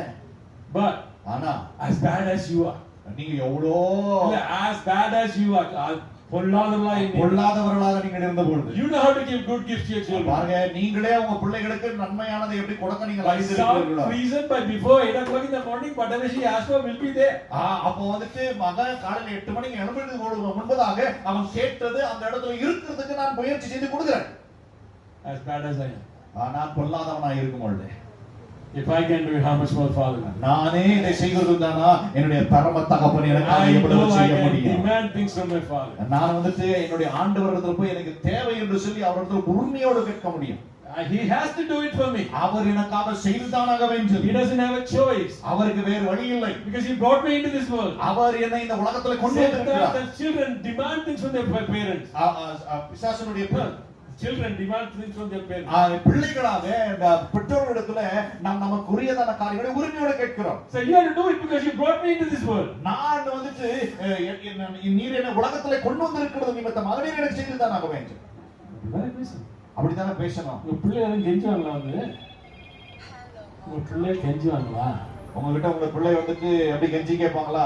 கெஞ்சி கேட்கறது கோபம் இருக்குமா? கெஞ்சி கேட்டா ஃபனியா இருக்குங்க. இருக்குமா இருக்காதா? உங்க பிள்ளைகள் வந்து நாளைக்கு கெஞ்சி கேட்டாங்க, அப்பா ப்ளீஸ் அப்பா, உங்களுக்கு ஃபனியா இருக்குமா இருக்காதா? வந்து கெஞ்சி கேட்கிறதுனா நம்ம கிட்ட வந்துட்டு அதை நம்ம பாக்குறதுக்கு விளையாட்டாக நமக்கு வேடிக்கையாக இருக்கும் அல்லவா? இருக்குமா இல்லையா? That's what you are doing to the Father. இதத்தான் உங்களுடைய பரம தகப்பனிடத்தில் நீங்க செய்து கொண்டிருக்கிறீர்கள். What is he doing? அவர் பார்த்து கேட்கிறாரு, என்னப்பா பண்றான் அவன்? Does he know who he is? அவனுக்கு யார், அவன் யாருன்னு சொல்லி அவனுக்கு தெரியுமா? தெரியுமா? There is no way he can say no to me. பாருங்க, அவர் எனக்கு இல்லை என்று சொல்லி எக்காரணத்தை கொண்டும் சொல்லவே முடியாது. At work I was talking in a lunch table and there's a Korean Christian across from me. என்னுடைய வேலை நேரத்துல வந்துட்டு மதிய உணவு நேரத்துல நான் பேசிக்கொண்டது, எனக்கு நேராக ஒரு பொறியாளர் இருந்தானே கிறிஸ்தவர் இருந்தார். He was with me. அவர் என்னோட கூட வேலை செய்கிறவர். So I said, this is what I asked God. அவர் என்ன சொன்னாரு, நான் இதைத்தான் ஆண்டவரிடத்திலிருந்து கேட்கிறேன். And he said, no, God doesn't have to do it for me. அவர் சொன்னாரு, ஆண்டவர் என்ன எனக்காக இதை செய்ய வேண்டிய அவசியம் இல்லை. He told me, no, God doesn't have to do it for you. அவர் மாத்தி சொல்லிட்டேன். அவர் என்ன பார்த்து சொன்னா, இதை ஆண்டவர் உனக்கு செய்ய வேண்டிய அவசியம் இல்லை. I said, why not? நான் அவரை பார்த்து கேட்டேன், ஏன் ஆண்டவர் எனக்கு செய்யக்கூடாது? He has to do it. அவர் எனக்கு செய்துதான் ஆக வேண்டும். He's my father. அவர் என்னுடைய தகப்பன். He has to do it. அவர் எனக்காக செய்யறார். He did it for me. அவர் எனக்காக செய்தார். Even after he did it for me, அவர் எனக்காக செய்து முடித்த பொழுது கூட, that guy said, no, you're not supposed to ask like this. அவர் என்ன பார்த்து சொல்றாரு, நீ இப்படி எல்லாம் ஆண்டவர்கிட்ட கேட்க கூடாதுன்னு சொல்றாரு. Because he doesn't have the revelation who he is. காரணம் என்ன தெரியுங்களா? அவர் யார் என்று சொல்றதான வெளிப்பாடு அவருக்கு. I asked tough things. நான் வந்துட்டு கடினமானதை தான் கேட்டேன். That thing we were talking about, I asked him one day too late. நான் வந்துட்டு பேசிக்கொண்டிருந்த காரியம் சொன்னாங்க, நான் மிக காலதாமதமாக ஒரு காரியத்தை கேட்டுக்கொண்டிருந்தேன். That thing was done the night before. அந்த காரியம் வந்துட்டு ஒரு நாள் இரவுக்கு முன்பதாகவே செய்து முடிக்கப்பட்டது. But tomorrow morning I'm going to find out if I can get it. நாளைக்கு காலையில இது எனக்கு கிடைக்குமா என்று சொல்லி நான் அதை தேர்வு செய்ய போகிறேன். I said I must have it. நான் அது எனக்கு கிடைத்துதான் ஆகணும்னு சொல்றேன். But I said I prayed night before. நான் வந்துட்டு இதுக்காக ஒரு நாளைக்கு முன்னாடியே நான் பேசி இருக்கிறேன். But I asking him a day too late. நான் வந்துட்டு இப்போ வந்துட்டு ஒரு நாள் கழித்து நான் ஆண்டவர்கிட்ட கேட்டுக்கொண்டிருக்கிறேன். But he still has to do it. ஆண்டவர் எனக்கு இதை செய்துதான் ஆக வேண்டும். I'm demanding from him. நான் அவரிடத்துல உறுதியாக கேட்கிறேன். இதுதான் ஆண்டவர். He said I'll answer you before you call. ஆண்டவர் சொல்கிறார், நீ கேட்கும் முன்னே நான் உனக்கு பதில் கொடுக்கிறேன் என்று சொல்லி. It's written. அது எழுதப்பட்டிருக்கிறது. He cannot change that word. அந்த வார்த்தையை அவரால் மாற்ற முடியாது. So if I ask a day too late, he has to give it for me. நான் ஒரு நாள் கழித்து கேட்டாலும் அதை அவர் கொடுத்து தான் ஆக வேண்டும். There are things I ask 1 year too late. நான் வந்து ஒரு சில காரியங்களை வந்துட்டு நான் ஒரு வருஷம் 2 வருஷம் கழித்து கூட நான் கேட்பேன். I said last year God, there was a big opportunity that I could have made some money, but I missed the opportunity. I want it now. பாருங்க, ஒரு வருடத்திற்கு முன்னதாக நான் கொஞ்சம் பணம் செய்வதற்கு எனக்கு ஒரு வாய்ப்பு கொடுக்கப்பட்டது. அந்த நாளில நான் அதை தொலைத்து விட்டேன். ஆனால் எனக்கு இப்போ தேவை என்று சொல்லி என்னால் கேட்க I said, முடியும். God, can you rewind the time for me? ஆண்டவர்கிட்ட நான் கேட்கும், ஆண்டவரே என்னுடைய நேரத்தை உன்னால் பின்னோக்கி செலுத்த முடியுமா? You know, you rewind the record player. உங்களுக்கு இருக்கிறதான ரெக்கார்ட் பிளேயரை நீங்க ரிவைண்ட் பண்ணி பார்க்க முடியும் தெரியுமா? Can God rewind time for you? ஆண்டவர் உங்களுக்காக நேரத்தை பின்தாக்கி முடியுமா? He said, is there anything too hard for me? ஆண்டவர் சொல்கிறார் நம்மை பார்த்து, உனக்காக என்னால் எதை வேண்டுமானாலும் Is செய்யலாம். there anything to என்னால ஏதாவது செய்யலாம்? என்னால செய்ய முடியாத காரியங்கள் ஏதாவது Is இருக்கிறதா? there anything too hard for me? என்னால செய்ய முடியாததான கடினமான காரியம் ஒன்று உண்டா? இருக்கா? So I asked him something hard.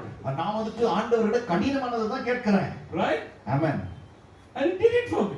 ஆண்டவர் எனக்காக அதை செய்திருக்கிறார். Whatever I missed in 2018, I got it in 2019. பாருங்க 2018ல நான் எதை நான் தொலைத்தனோ அது 2019ல ஆண்டவர் எனக்கு கொடுத்திருக்கிறார். தொலைக்கல, மிஸ் பண்ண opportunity. அது நான் தொலைத்தது, விட்டது. ஒரு opportunity இருந்தது. I had an opportunity, I missed it. அதுதான் எனக்கு ஒரு வாய்ப்பு கிடைச்சது. ஒரு வாய்ப்பு இருந்தது, அந்த வாய்ப்பை நான் தவற விட்டு விட்டேன். I asked him to rewind the clock 1 year. பாருங்க, ஆண்டவர்கிட்ட வந்துட்டு, ஆண்டவரே என்னுடைய நேரத்தை ஒரு வருஷத்துக்கு நீ பின்னே செலுத்தணும்னு சொல்லி கேட்டேன். ஆண்டவர் செய்தார். The next time I asked him to rewind 5 years. நான் இப்போ அடுத்த முறை போய் ஆண்டவர்கிட்ட கேட்டேன், 5 வருஷத்துக்கு முன்னதா நான் எதை விட்டனோ எனக்கு இது இப்ப வேணும்னு சொல்லி கேட்டேன். ஆண்டவர் அந்த 5 வருஷத்துக்கு என்னோட நேரத்தை He rewound in 5 years. ஆண்டவர் என்ன அந்த நேரத்தை 5 வருஷத்துக்கு பின்னாடி கொண்டு Now I'm living in that time. நான் இப்போது நேரத்துல ஜீவித்துக் அந்த கொண்டிருக்கிறேன். நேரத்துல இப்ப ஜீவிக்கிறேன். அந்த நேரத்துல நான் இப்போது ஜீவித்துக் கொண்டிருக்கிறேன். Then God came. Today's actual title is Ask Me Anything You Want. இன்னைக்கு நான் என்ன உங்களுக்கு பிரசங்கிக்க வந்து சொன்னாங்க, என்னை நீங்கள் எதை வேண்டுமானாலும் கேளுங்கள் என்று சொல்வதற்கு. So I asked him. So God said, Ask me anything you want. ஆண்டவர் இப்ப சொல்லிட்டு இருக்காரல்ல, என்னோட நாமத்தினால நீங்க எதை வேணுமானாலும் கேட்கலாம்னு சொல்லிட்டு. Then I asked him, like, I need good health, I need finances, I need good family, and I need good ministry. நான் ஆண்டவர்கிட்ட கேட்டேன், ஆண்டவரே எனக்கு நல்ல ஆரோக்கியம் வேணும், நல்ல ஐஸ்வர்யம் வேணும், நல்ல குடும்பம் வேணும், எல்லா விதமான காரியங்களும் சுகமாக இருக்க வேண்டும். இல்ல ministry. நல்ல ஊழியம் வேணும். Right? I all four. I asked all four. நான் உங்களுக்கு காரியத்தை ஆண்டவர்கிட்ட கேட்டேன். God said, so if I give you everything you ask for, will you love me? ஆண்டவர் கேட்டாரு, நான் நீ கேட்டதெல்லாம் நான் உன்கிட்ட கொடுத்துட்டேனா நீ என்னிடத்துல அன்பு செய்வாயா? I said, I will love you because the commandment anyways. Even if you don't do it for me, I still have to love you. நான் வந்து ஆண்டவர்கிட்ட சொன்னேன், எப்படியோ வந்து வாக்குத்தத்தம் கொடுக்கப்பட்டிருக்கிறது இல்லையா, எனவே நீ இதை செய்தாலும் செய்யாவிட்டாலும் நான் உன்னிடத்துல அன்பு செய்வேன் ஆண்டவரே. அது அவருடைய கட்டளை. அது அவருடைய கட்டளை. Right? It's a commandment. அது கட்டளை. He said, ask me second time. If I do everything you ask me for, will you love me? இரண்டாவது முறையா ஆண்டவர் கேட்டாரு, நான் இது எல்லாவற்றையுமாக செய்தா நீ என்னுடைய கட்டளைகளை கைக்கொண்டு என்னிடத்துல அன்பு செய்வாயா? I said, and even if you don't do it, I still have to love you anyway because it's a commandment. பாருங்க, ஆண்டவர்கிட்ட சொன்னேன், ஆண்டவரே இதெல்லாம் நீ செய்யலனா கூட நான் உன்னிடத்துல அன்பு கூர்ந்து தான் ஆக வேண்டும். காரணம் இது உன்னுடைய கட்டளையா இருக்கிறது. Because we only have one commandment. நமக்கு ஒரே ஒரு கட்டளை தான் இருக்கிறது. You love your father with all your heart, all your soul and all your strength. என்னுடைய முழு மனதோடு, முழு பலத்தோடு, முழு ஆத்மாவோடு ஆண்டவரே உம்மிடத்தில் நான் அன்பு கூற வேண்டும் என்று சொல்லுகிறது கட்டளை. Right? அப்படிதானே? Third time he asked me, if I do everything, will you love me? ஆண்டவர் வந்து திருப்பி கேட்கிறாரு, நீ கேட்கிறது எல்லாவற்றையும் செய்தா நீ என்னிடத்தில் அன்பு கூறுவாயா? So I thought, I think he is serious. நான் வந்துட்டு இப்போ ஆண்டவர்கிட்ட பார்த்தேன், ஓ ஆண்டவர் வந்து ரொம்ப கம்பீரமா கேட்கிறாரு. Maybe I didn't ask him big enough. நான் வந்துட்டு பெரிய காரியத்தை நான் கேட்டேனா? Maybe I asked him too small. நான் வந்துட்டு ஒரு ஆண்டவர்கிட்ட ஒரு சின்ன காரியத்தை கேட்டு விட்டேனா? Maybe I should, sometimes somebody asks you, ask me anything, you won't ask him exactly what you want, you'll kind of dial it down and ask a little bit. பாருங்க, நம்ம யார்கிட்டயாவது ஏதாவது கேட்கணும் அப்படின்னு சொன்னாக்கா நமக்கு என்ன வேணுமோ அதை வந்துட்டு என்ன செய்வோம், நேரடியா கேட்க மாட்டோம். அதுக்கு உண்டான விஷயத்துல அது ரொம்ப சின்னதா இருக்கிற மாதிரி ஒரு நிலையில நம்ம போய் கேட்போம். I know Rajkumar 28 years. If I say, ask Rajkumar, tell me what you want, he's not going to tell me everything he wants. பாருங்க, வந்துட்டு ராஜ்குமார் எனக்கு 28 வருஷமா தெரியும், அவர்கிட்ட போய் உனக்கு என்ன வேணும் கேளுப்பான்னு சொல்லி என்கிட்ட சொன்னா அவருக்கு என்ன வேணுமோ முழுமையா அவர் இதுவரைக்கும் கேட்டதே கிடையாது. கேட்கவே இல்லை. Right? So with God also we do that. தேவனிடத்திலேயுமா நம்ம அப்படியே தான் இருக்கிறோம். I said, God, if you're really serious, ஆண்டவரே நீ மிகவும் கம்பீரமா இருக்கிறதுதானா? this is what I really want. எனக்கு இது உண்மையாகவே இதுதான் என்னுடைய தேவை. But I should have asked you like 35 years ago. ஆண்டவரே இதை நான் 35 வருஷத்துக்கு முன்பாக உம்முடைய சமூகத்துல கேட்டேன் அல்லவா? கேட்டிருக்க வேண்டும். But it's 35 years too late. இப்போ வந்துட்டு 35 வருஷம் இப்போ காலம் தாமதமாகி விட்டதே.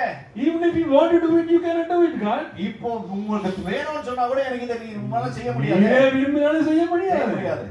Right? So God called the whole heaven. And I was writing. I wasn't asking. I was writing.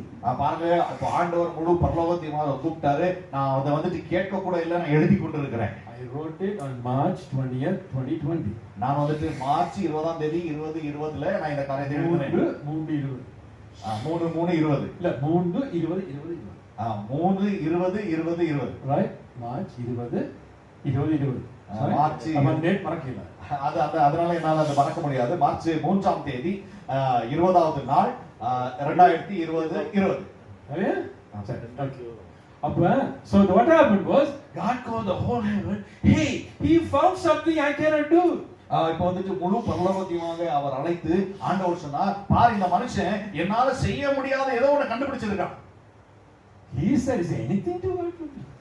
ஆண்டவர் சொன்னாரு, என்னால செய்ய ஏதாவது கடினமான காரியம் உண்டோ? ஏதாவது கடினமான காரியம் இருக்குதா? I said, God, you say if I do this will you love me? I said, I really want this, but it's already too late. It's 35 years. இப்போ ஆண்டவர் என்ன பார்த்து கேட்டா, இதெல்லாம் நான் உனக்கு செஞ்சனாக்கா நீ இடத்துல அன்பு செலுத்துவியா செய்வாயாக அப்படின்னு சொன்னாக்கா, நான் இப்போ ஆண்டவரை பார்த்து சொன்னேன், ஆண்டவரை குடும்பம்னா கூட அன்பு செலுத்துவேன். காரணம் என்னன்னு சொன்னாக்கா, நான் கேட்கிறேன் இல்லையா, 35 வருஷத்துக்கு முன்பதாக நான் 7 வருஷத்துல இருக்காரு, இப்போ ரொம்ப காலம் தாமதமாகி விட்டு இருக்கிறது. கேட்டிருக்கணும் அப்பவே. 35 வருஷத்துக்கு முன்னாடியே கேட்டிருக்கணும். It's too late. இப்போ இது ரொம்ப காலம் தாமதமாகி. Even if you want to do it, it's too late for you.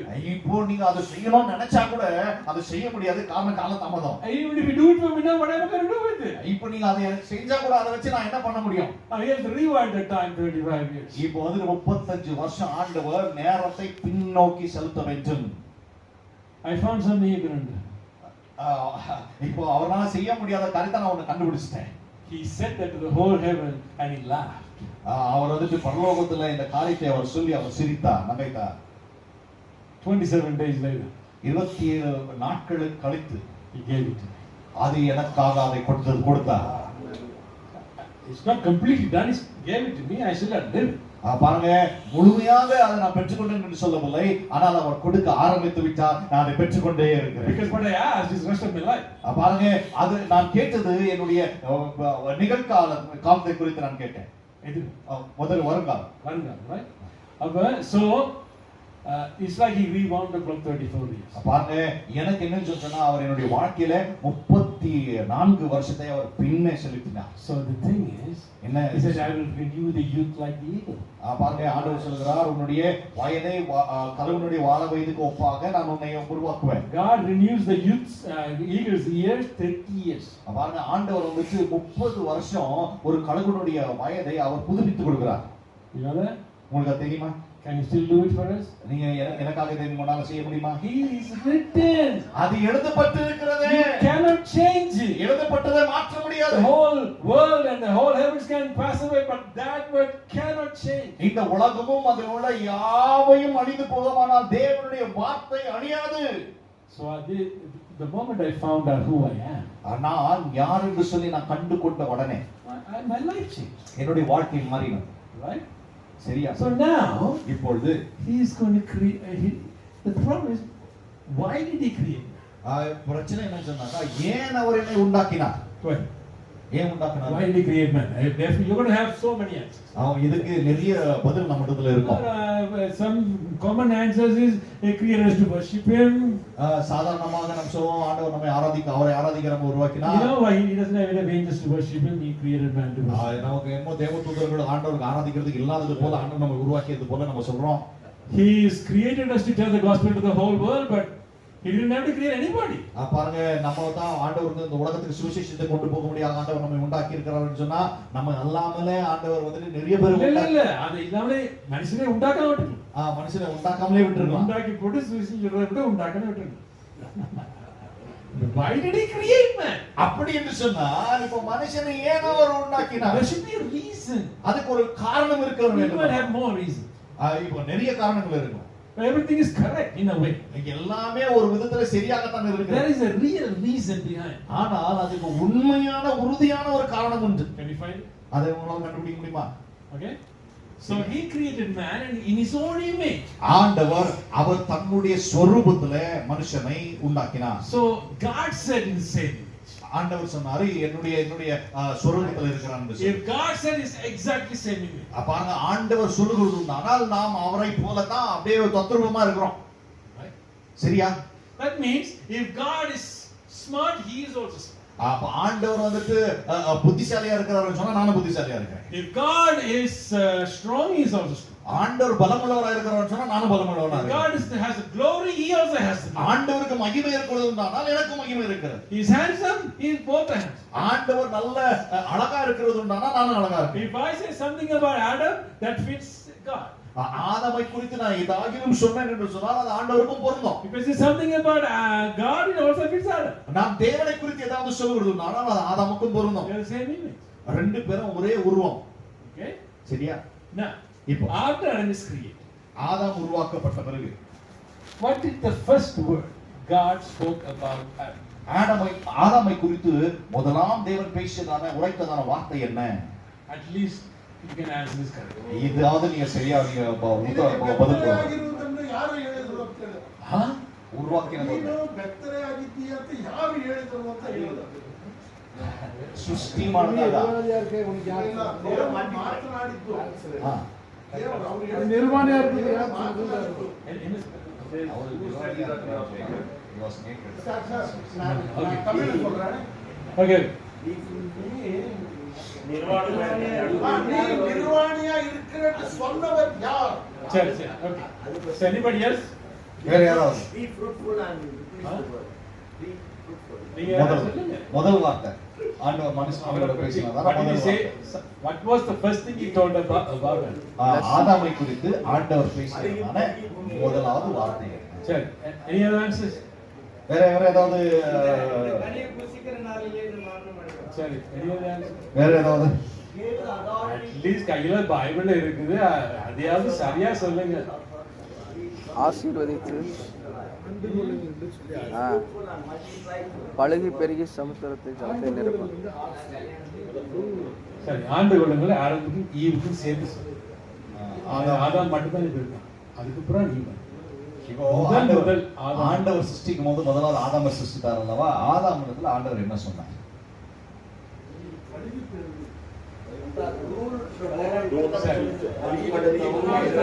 சரி, கிட்ட கூட வர. It's not good that a man should be. மனுஷன் தனிமையா இருப்பது நல்லதல்ல. Everything you said is after Eve came.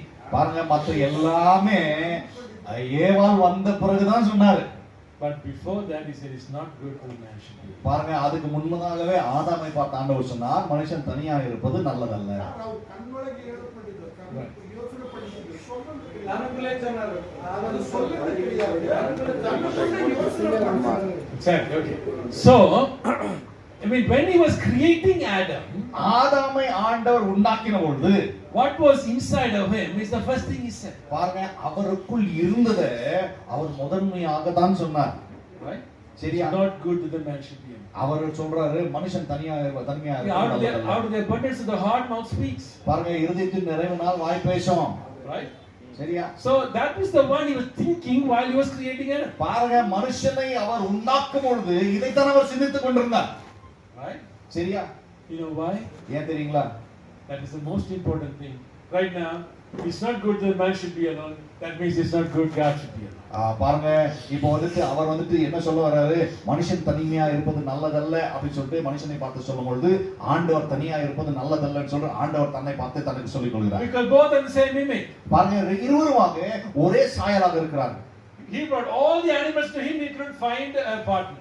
பாருங்க, அங்க இருந்த எல்லா மிருக ஜீவன்களும் கொண்டு வந்து வைத்தார். ஆனா ஏற்ற துணையை கண்டுபிடிக்க முடியவில்லை. He also had angels, cherubim, archangel. He couldn't find a suitable help. ஆண்டவர் விட்டு நிறைய தேவதூதர்கள் இருந்தார்கள், சேராபீன்கள், கேராபீன்கள் எல்லாருமாக இருந்தார்கள். ஆனால் சரியான ஒரு இவருக்கு துணையை கண்டுபிடிக்க முடியல. Both are the same boat. இப்போ வந்து ரெண்டு பேரும் ஒரே உருவத்திலே இருக்காங்க, ஒரே கப்பல்ல இருக்காங்க. Both are the same problem. ரெண்டு பேருக்கும் ஒரே பிரச்சனை. If God can solve his problem, he can solve his problem. ஆண்டவர் மனுஷனுடைய பிரச்சனையை தீர்வு காண முடியும் என்று சொன்னால் அவருடைய பிரச்சனைக்கு தீர்வு காண முடியும். Right? So how did he fix Adam's problem? இப்போ ஆதாமுடைய பிரச்சனையை எப்படி அவர் தீர்த்து வைத்தார்? He put him to sleep and took the rib bone and made Eve. பாருங்க, இப்ப என்ன செய்தார்? மனுஷனை அவர் ஆழ்ந்த நித்திரையிலே அவர் வரவழைத்து மனுஷனுடைய விழா எலும்பை எடுத்து அவருடைய பிரச்சனைக்கு தீர்வை கொடுத்தார். Everything was created by word. எல்லாமே வார்த்தையினால தான் உருவாக்கப்பட்டது. But God didn't create Eve by a word. பாருங்க, ஏவாளை மற்றும் ஆண்டவர் வார்த்தையில சிருஷ்டிக்கவில்லை. ஏன்? Because Eve was already inside it. காரணம் என்ன தெரியுமா? ஏவாள் ஏற்கனவே ஆதாமுக்குள் இருந்தாள். So when God created, the first chapter it says God created male and female in his image. பாருங்க, முதலாவது அதிகாரம் நான் பார்க்கிறதான வேளைகளிலே வேதவசனம் சொல்லுகிறது, ஆண்டவர் மனுஷனை உருவாக்கினார், அதுக்கு பிறகு அவனை ஆணும் பெண்ணுமாக உருவாக்கினார் என்று So சொல்லப்பட்டிருக்கிறது. he was inside it. அப்ப வந்துட்டு ஆதாமுக்குள்ள ஏவாள் இருந்தான். Now he had to get her out. இப்போ வந்துட்டு அந்த ஏவாளை அவன் ஆதாமிலிருந்து வெளியில கொண்டு வர வேண்டிய Now அவசியம் வந்தது. when Eve came, he said, "This is my bone of my bone, flesh of my flesh." இப்போ ஏவாள் வெளியில வந்த உடனே ஆதாம் பார்த்து சொல்கிறார், இது என்னுடைய எலும்புக்கு எலும்பும் மாம்சத்திற்கு மாம்சமுமா இருக்கிறார் என்று சொல்லி. He found a suitable help. அப்போ வந்துட்டு ஏற்ற துணை ஆண்டவர் கண்டுபிடித்தார். Right? சரியா? And then he said, "Now you will become one flesh." இப்போ ஆண்டவர் சொல்கிறார், நீங்கள் ஒரே மாம்சமா இருப்பீர்கள். But they were one flesh to begin with. அவர்கள் வந்து ஏற்கனவே ஒரே ஒரு சரீரமா தான் இருந்தாங்க. That's why they can be one. எனவே தான் மீண்டுமாக அவர்கள் ஒரே சரீரமாக If மாறுவார்கள். he had taken another handful of earth and made Eve and blew his breath into and created Eve, that wouldn't have been one flesh. பாருங்க, இப்போ ஆண்டவர் நம்ம யோசனை பண்ணீங்களா, அவர் திருப்ப மண்ணை எடுத்து அதுக்கு உருவத்தை கொடுத்து தன்னுடைய ஜீவ சுவாசத்தை அதுக்கு ஊதி ஏவாளை உருவாக்கி இருக்கிறதுனா அதை ஒரே மாம்சமா இருந்திருக்க முடியாது. And Adam couldn't have called, "This is the bone of my bone and flesh of my flesh." இப்போ ஆதாம் வந்துட்டு இது என்னுடைய மாம்சத்தில் மாம்சமும் எலும்பில் எலும்புமா இருக்கிறாள் என்று சொல்லி அவர் சொல்லியிருக்கவே முடியாது. Right? சரியா? So when God first said, "Let us create man in our image," ஆண்டவர் முதலாவது மனுஷனை நம்முடைய சாயலில் உருவாக்குவோமாக அப்படின்னு சொல்லும் பொழுது, you know, Adam was created. உங்களுக்கு தெரியும், ஆதாம் உருவாக்கப்பட்டான். When were you created? நீங்க எப்போ உருவாக்கப்பட்டீங்க? உண்டாக்கப்பட்டீங்க. When were you created? நீங்க எப்போ உண்டாக்கப்பட்டீங்க? Huh? Right. That time. First Ephesians chapter 3 and 4. எபேசியர் 3:4. Quick. ஒன்றாவது அதிகாரம் 3:4. கன்னட பாஷை. எபேசியர் 3:3 அதிகாரம். No, Ephesians 1, 3 and 4. ஒன்றாவது அதிகாரம் 3:4. நம்முடைய கர்த்தராக இயேசு கிறிஸ்துவின் பிதாவாகிய தேவனுக்கு ஸ்தோத்திரம். அவர் கிறிஸ்துவுக்குள் உன்னதங்களிலே ஆவிக்குரிய சகல ஆசீர்வாதத்தினாலும் நம்மை ஆசீர்வதித்திருக்கிறார். தமக்கு முன்பாக நாம் அன்பில் பரிசுத்தம் உள்ளவர்களும் குற்றமில்லாதவர்களுமாய் இருப்பதற்கு அவர் உலக தோற்றத்துக்கு முன்னே கிறிஸ்துவுக்குள் நம்மை தெரிந்து கொண்டபடியே. Right. So before the foundation of the earth, பாருங்க, உலக தோற்றத்திற்கு முன்னே he chose you. ஆண்டவர் உங்களை தெரிந்து கொண்டார். And he blessed you with all the spiritual blessings. பாருங்க, உங்களுக்கு இருக்கிறதான ஆவிக்குரிய எல்லா ஆசீர்வாதங்களினால் உங்களை ஆசீர்வதித்தார். Right? சரிங்களா? So it's not yesterday or today. It was before the foundation of the earth. When God said, "Let us create man in our image," I was already created. பாருங்க, நேற்றோ முந்த நேற்றோ இன்னைக்கோ உங்களை தெரிந்து கொள்ளவில்லை. ஆண்டவர் எப்பொழுது சொன்னாரோ நாம் மனுஷனை உருவாக்குவோமாக என்று சொல்லி அப்பொழுதே நீங்களுமாக உருவாக்கப்பட்டு விட்டீர்கள். That day he already blessed you with all spiritual blessings in the heavenly places. அந்த நாளிலே பரலோகத்தில் இருக்கிறதான எல்லா ஆவிக்குரிய ஆசீர்வாதங்களால் தேவன் உங்களை ஆசீர்வதித்து இருக்கிறார். And he already chosen you. ஆண்டவர் உங்களை அப்பொழுது தெரிந்து கொண்டிருக்கிறார். Right? சரியா? So that's why I never asked you to bless me. எனவே தான் நான் ஆண்டவர்கிட்ட போய் ஆண்டவரே என்னை ஆசீர்வதியும் என்று சொல்லி I said, "Thank you, Lord, for blessing me." நான் வந்துட்டு ஆண்டவர்கிட்ட சொல்றேன், ஆண்டவரே என்னை ஆசீர்வதித்ததுக்காக உமக்கு நன்றி. Because he already blessed me. காரணம் ஆண்டவர் ஏற்கனவே என்னை ஆசீர்வதித்திருக்கிறார். I came into the earth already blessed. நான் இந்த உலகத்துல வந்த பொழுதே நான் ஆசீர்வதிக்கப்பட்டு தான் If you வந்திருக்கிறேன். already know it, you will use it. பாருங்க, உங்களுக்கு இந்த விஷயம் ஏற்கனவே தெரிந்திருக்குமே, ஆனால் நீங்க இந்த பிரயோஜனப்படுத்தி You're உபயோகப்படுத்துவீங்க. not going to be wasting time begging him. நான் போயிட்டு வந்துட்டு அவர்கிட்ட பிச்சை கேட்டு நம்முடைய நேரத்தை வீணாக்கி கொண்டிருக்க You மாட்டேன். will go and do something. I'm blessed, so let me go and do it. நான் ஆசீர்வதிக்கப்பட்டிருக்கிறேன், எனவே நான் போய் ஏதாவது செய்யட்டும் என்று சொல்லி செயல்படுத்துவீர்கள். Blessings is already inside of you. காரணம் ஆசீர்வாதம் ஏற்கனவே நமக்குள்ள Because you இருக்கிறது. want to believe it and act on it, the blessings will come through you. பாருங்க, நீங்கள் அதை உறுதிப்படுத்த வேண்டும், விசுவாசிக்க வேண்டும், அதை கிரியையில கொண்டு வரும்பொழுது அது உங்களுக்கு ஆசீர்வாதமாக இருக்கு. Right? சரியா? Right. Now, Eve, இப்பொழுது ஏவாள், he came from the rib bone.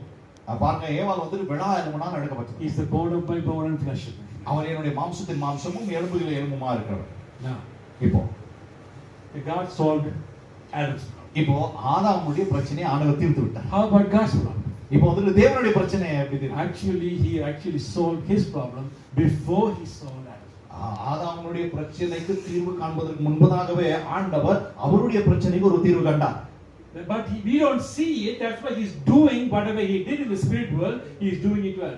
நம்மால அதை பார்க்க முடியாது. எனவே அவர் ஆவியினுடைய உலகத்தில் என்ன செய்தாரோ இப்பொழுது மாம்ச உலகத்தில் அதை நமக்காக திரும்பவும் அவர் செய்து கொண்டு வருகிறார். He actually found us in Christ. Did you read it? He chose us in Christ. பாருங்க, நம்ம இப்ப வாசித்தோம் அல்லவா, அவர் நம்மை கிறிஸ்துவுக்குள் கண்டார் என்று சொல்லி. Where were you? Inside of Jesus. நம்ம எங்க இருந்தோம் சொன்னா இயேசு கிறிஸ்துவுக்குள் இருந்தோம். He actually took the brickbone of Jesus and made Adam. பாருங்க, அவர் இயேசு கிறிஸ்துவுடைய விலாயெலும்பை எடுத்துதான் ஆதாமை உருவாக்கினார். Is it in the Bible? அது வேதத்தில் இருக்கிறது. இருக்குதா? Okay. Ephesians 5:30. எபேசியர் 5:30. We are the bone of his bone and flesh of his flesh. நாம் வந்து இயேசு கிறிஸ்துவுடைய எலும்புக்கு எலும்பும் சரீரத்துக்கு சரீரமாய் இருக்கிறோம். The same thing Adam said, Paul is saying that's what we are in Christ Jesus. பாருங்க, இதைத்தான் ஆதாமும் சொன்னார். எனவே தான் பவுலும் இந்த இடத்துல சொல்லிக் கொண்டிருக்கிறார், நாமும் அவனமாகவே இருக்கிறோம் என்று சொல்லி. The suitable help had to come from inside of him. பாருங்க, அவருக்கு ஏற்ற துணை உள்ளிருந்து தான் வெளியில வர வேண்டியதா இருந்தது. So that we the suitable help of God, Jesus, the bride of Jesus, has to come from inside of him. பாருங்க, இயேசு கிறிஸ்துவுக்கு ஏற்ற துணை இயேசு கிறிஸ்துவுடைய விலாயெலும்பிலிருந்து தான் வர வேண்டியதா இருந்தது. அப்படிதானே? And Paul said, I betrothed to Jesus as a chaste virgin. பாருங்க, பவுல் சொல்கிறார், நான் கிறிஸ்துவுக்கு உகந்தவனாக நான் மாற்றப்பட்டு கொண்டிருக்கிறேன். உகந்த கன்னிகையாக உகந்த கன்னிகையாக நான் ஒப்பு கொடுக்கப்படுகிறேன். Right? ஆமா. Only Paul had this revelation. பாருங்க, பவுலுக்கு தான் இந்த வெளிப்பாடு. Only Paul knew we had to be the bride of Christ. பவுலுக்கு தான் வந்து நாம கிறிஸ்துவுடைய மணவாட்டி என்று சொல்லி அவருக்கு தெரியும். Then John saw the bride coming. அதுக்கு பிறகு தான் யோவான் மணவாட்டி இறங்கி வருகிறதை அவன் கண்டான். But Paul had the revelation. ஆனா பவுலுக்கு அந்த வெளிப்பாடு Paul இருந்தது. knew we are the bone of his bone and flesh of his flesh. பவுலுக்கு தெரியும் நாம் அவருடைய எலும்புக்கு எலும்பும் சரீரத்துக்கு சரீரமா இருக்கிறோம் என்று If சொல்லி. I had such a strength when I found out God gave birth to me, I'm his son. நான் வந்துட்டு எனக்குள்ள இந்த பலன் இருக்கிறதற்கு காரணம் ஆண்டவர் என்னை அவர் ஜெனிப்பித்திருக்கிறார், நான் அவருடைய பிள்ளையாக இருக்கிறேன் என்று சொல்லி அறிந்து. Now I know I am born of his bone and flesh of his flesh. I am the bride of Jesus Christ. You know how much strength I will have? பாருங்க, இப்போ எனக்கு தெரிய வருகிறது, நான் இயேசு கிறிஸ்துவுடைய எலும்புக்கு எலும்பும் மாம்சத்துக்கு மாம்சமாக இருக்கிறேன். இப்போ என்னுடைய பலம் எவ்வளவு கூடும் என்று சொல்லி நினைக்கிறீங்க? Can the devil touch me now? இப்போ பிசாசு என்னை தொட முடியுமா? Can he get away touching me? என்னை அவனால் தொட்டு விட்டு வீழ்த்த முடியுமா? தொட்டு தப்பி போக முடியுமா? தப்பி போக முடியுமா? I mean, my dad and my mom got married, newly married. They are coming from church. பாருங்க, என்னுடைய தகப்பனும் தாயும் திருமணமாகி அவர்கள் சபையை விட்டு வெளியில வருகிறார்கள். No, they go coming home. அவங்க வீட்டுக்கு வருகிறார்கள். My mom is very beautiful. எங்க அம்மா வந்து ரொம்ப அழகா இருக்காங்க. So you know, like in Sri Lanka, India, wherever, the guys when they see a beautiful girl, they will say something. இப்ப பாருங்க, ஸ்ரீலங்கால இருக்கு, இந்தியாவுல இருக்கிற எங்க இருந்தாலும் அழகான ஒரு பெண்ணை பார்த்தாக்கா அங்க இருக்கிறதானே யாராவது ஏதாவது சொல்லுவாங்க இல்ல? அப்படிதானே? சொல்லுவாங்களா? இங்கே சொல்லுவாங்களா? Right? So my dad said, just ignore him and they walked, right? இப்போ வந்துட்டு அப்படி சொன்ன உடனே எங்க அப்பா வந்துட்டு அவர் சொல்றத பொறுப்படுத்தாம நடந்து போனாங்க. செய்வாரா? If it is your wife, நீங்களும் உங்க மனைவி போயிட்டு இருக்கீங்க. if it is the wife that you love, நீங்க ரொம்ப நேசிக்கிறதான உங்களுடைய மனைவி, you just ignore. நீங்க வந்து யாராவது வந்துட்டு கமெண்ட் அடிச்சாக்கா சும்மா போயிடுவீங்க. If I am at a restaurant eating with my wife and somebody there staring at my wife, what would I do? பாருங்க, நான் வந்து ரெஸ்டாரன்ட்ல போய் என்னுடைய மனைவியோட போய் சாப்பாடு சாப்பிட்டு கொண்டு இருக்கும்போது அங்க இருக்கிற என்னுடைய மனைவியே முறைச்சு பார்த்துட்டே இருக்கிறான்னு சொன்னா நான் என்ன பண்ணுவேன்? Get up and say, is everything okay there? நான் எழுந்து நின்று கேட்குவேன், எல்லாம் கரெக்டா இருக்குதாங்க? Everything is okay. அவன் ஒரு உடனே சொல்லுவான், எல்லாமே சரியா இருக்கு. After that he won't look at the table. பாருங்க, அதுக்கு பிறகு என்னோட டேபிள் பக்கம் கூட அவன் பார்க்க மாட்டான். Right? அப்படிதானே? You're not going to ignore. நீங்க வந்துட்டு அதை வந்துட்டு புறக்கணிக்க மாட்டீங்க. Only if you love people, right? உங்களுடைய மனைவி நீங்க நேசித்தா மட்டும்தான். And is newly married.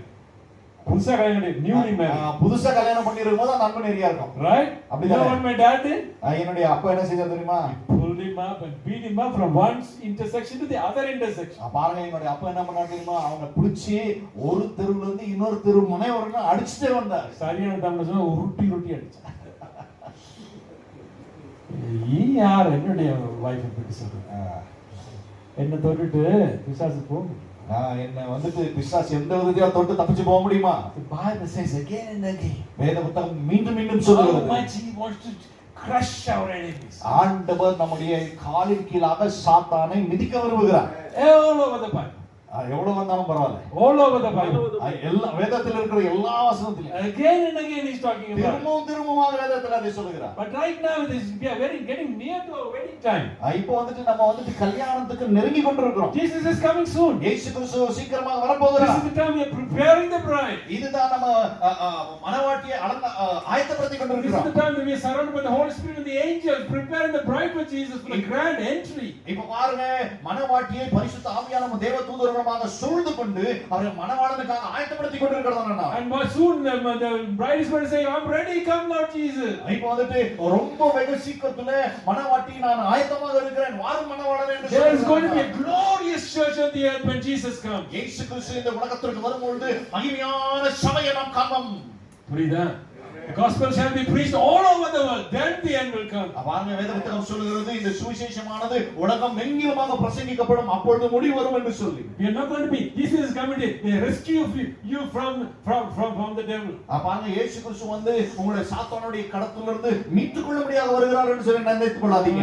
He is coming for the glorious. அவர் வந்துட்டு மகிமைக்காக திரும்ப வருகிறார். The bride says, I have made myself ready. Come Lord Jesus.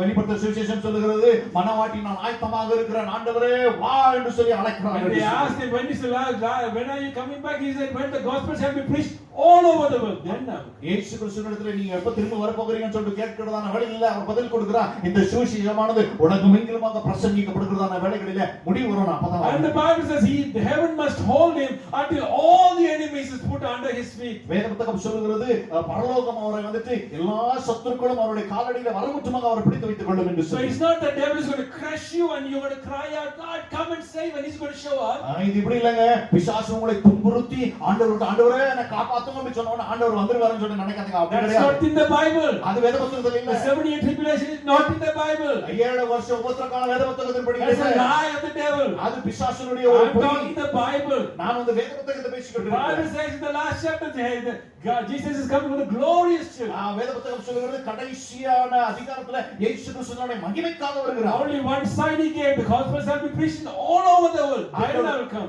ஆண்டவர் கொடுத்ததான ஒரே ஒரு அடையாளம் உறுதியாக இருக்கிறது. என்னவென்று சொல்லி பார்க்கும்போது உலகம் எங்கிலுமாக சுவிசேஷம் அறிவிக்கப்பட வேண்டும். Matthew 24. மத்தேயு 24வது அதிகாரம். I can go keep it. That's not the topic right now.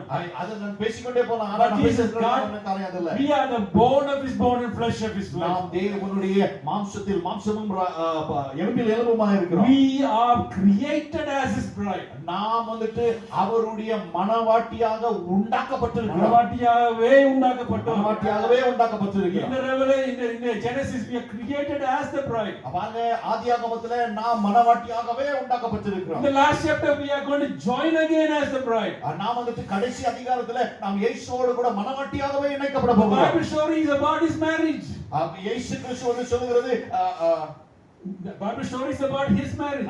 வேத புத்தகம் முழுவதுமாக இயேசு கிறிஸ்துவினுடைய திருமணத்தினுடைய It's கதையாக all இருக்கிறது. about having a suitable partner for Jesus. இயேசு கிறிஸ்துவுக்கு உகந்ததான மணவாட்டியை குறித்து பேசுகிறது. That's why he created a certain way so we can understand. ஆண்டவர் எனவே தான் நம்மை ஒரு விதத்திலே உருவாக்கி இருக்கிறார், உண்டாக்கி இருக்கிறார். எனவே நாம் அதை புரிந்து கொள்கிறோம். Because he was a special creation. நாம் வந்துட்டு ஒரு விசேஷ Eva was a special creation. ஏவாள் வந்துட்டு ஒரு விசேஷித்தமான ஒரு She's சிருஷ்டி. the only one created like that. ஏவாள் மட்டும் தான் அப்படியாக உருவாக்கப்பட்டார். From the rib bone.